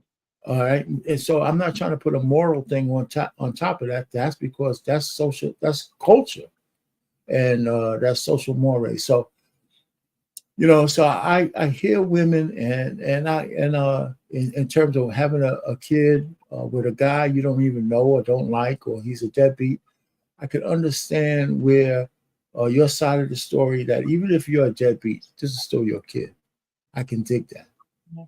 But to think that guy's going to act any way different than his basic nature is where we get problems from, right? And that's why we need to do that. I'm not even going to say marry before you carry, because that's crazy too, right? Because if that was something so strong, more people would do it, right? So both men and women. So I'm just thinking that when we talk about these issues, I think we don't talk about it in a holistic. I think we get emotionally wrapped up into it, but I think we try to ignore the basic nature of men and women and compare it to right and wrong. And I think that those kind of conversations, those are black and white, and that's not where we live. That's not where humanity lives. And we are men and women. We're still part of the animal kingdom at the top of the apex, but we're still subject to the laws of nature. I don't know if that makes sense to anybody but me, but I'm just saying, so I didn't know you had a kid, but good. Look, so, and for all of you ladies, I might sound hard, and you might have, I don't even want to call it a mistake, because once the kids come, the kids are innocent, and somebody's got to take care of them. I could dig that. So, but I think we should take a holistic approach to how we want to do this thing in the future. I think we might come to better solutions than the ones we have, as opposed to just condemning one person, a man, or condemning a woman. And so let me land it there. Okay. Thank you so much, Arpain. I appreciate you coming on these panels every Monday. I really, really do. Thank you so much. The Wife School Podcast, your final thoughts, Miss?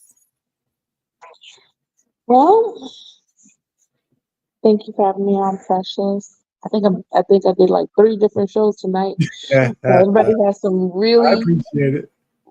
Yes, are paying a great show. I mean, I think we're really getting deeper into these conversations in light of Men's Mental Health Month, and really trying to understand the man, more. I think that's very important. If we're gonna fix these father wounds, if we're gonna fix our families, definitely have to have these type of conversations. And I hope that men can be open to fix those wounds, like to to look back and sit and like, wow, do I have any father wounds? Or like just try to account for it, and just try to make sure that you're not bringing it to your children if you have any, because it just really, it does, um, those wounds extend generationally. So I think closing up the wounds, binding them up, cleaning out the grit and grime of all the hurt and disappointments that we have can help us move forward in a more healthier mindset. Um, and I just really appreciate the conversation tonight, and I'm gonna go back to my drawing board and try to, talk to the children's father again and say, hey, we gotta, do a little bit better, because, we don't want to create deeper wounds, and, really think about that and talk with my children, just start revisiting that, at different stages, because when they're young, they're not really thinking about it so much. Now they're getting older. I think it's time to, dig deep and try to fix those wounds. So thank you, Precious. No problem. No problem. I appreciate everyone that was up on the panel this evening. King Smith, Hank, Lapeef Jr., Riz, was his name Riz? Anyone who's come up on the panel. I think the other guy name was Kev. We had a couple of people join us tonight, so I really appreciate it. Just wanted to have these conversations in in time for Father's Day. Again, Mother's Day gets a lot of celebration, hoopla, but Father's Day doesn't necessarily get all of that. So definitely, if you come across a father, tell them Happy Father's Day, appreciate them. I saw something on the news earlier, and they were given, ideas for Father's gifts. And one of them was for everybody to give their father what they're thankful for. So they were really thank you notes, but it was a whole bunch of like little thank you notes. And it's just a way to be able to, pour onto dad and thank him for the things that he's done, because he doesn't necessarily always hear thank you all the time. Especially as you get older, your kids get older, they become adults. You're not necessarily thanking them as much because they're not doing as much for you. So I thought that was a good idea. So, even with the child's fathers, I know, things may not be going the way that you may want them to go, but on Father's Day, just, try to still remember them just for being a father. And I know it may seem like, why do I got to do this? He ain't deserving. But at the end of the day, he is, he has kids. And again, you always want to do what you can do on your side to make sure the line of communication is open. You never know what is going to change a person's heart, and you never know how you can be an aid in doing that.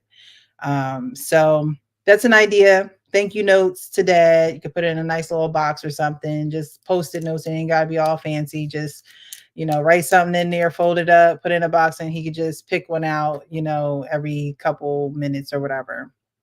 Or everybody can write thank you notes, and you just put it all in one, box, and he can open them up from everybody in the family. And have a nice little Father's Day. I know that's a simple gift, but maybe take dad out to eat. Maybe he just want to stay at home and chillax. So get him a tray, get him his favorite food, put on a game, his favorite movie. Men are pretty simple. You don't have to do a lot. Just make sure you do think about them and you are showering them with love on that day and every day, but especially on Father's Day. Okay. So y'all know how I end my shows. Be real with yourself so you can be real with others. Again, I really do appreciate you guys. Happy Tuesday.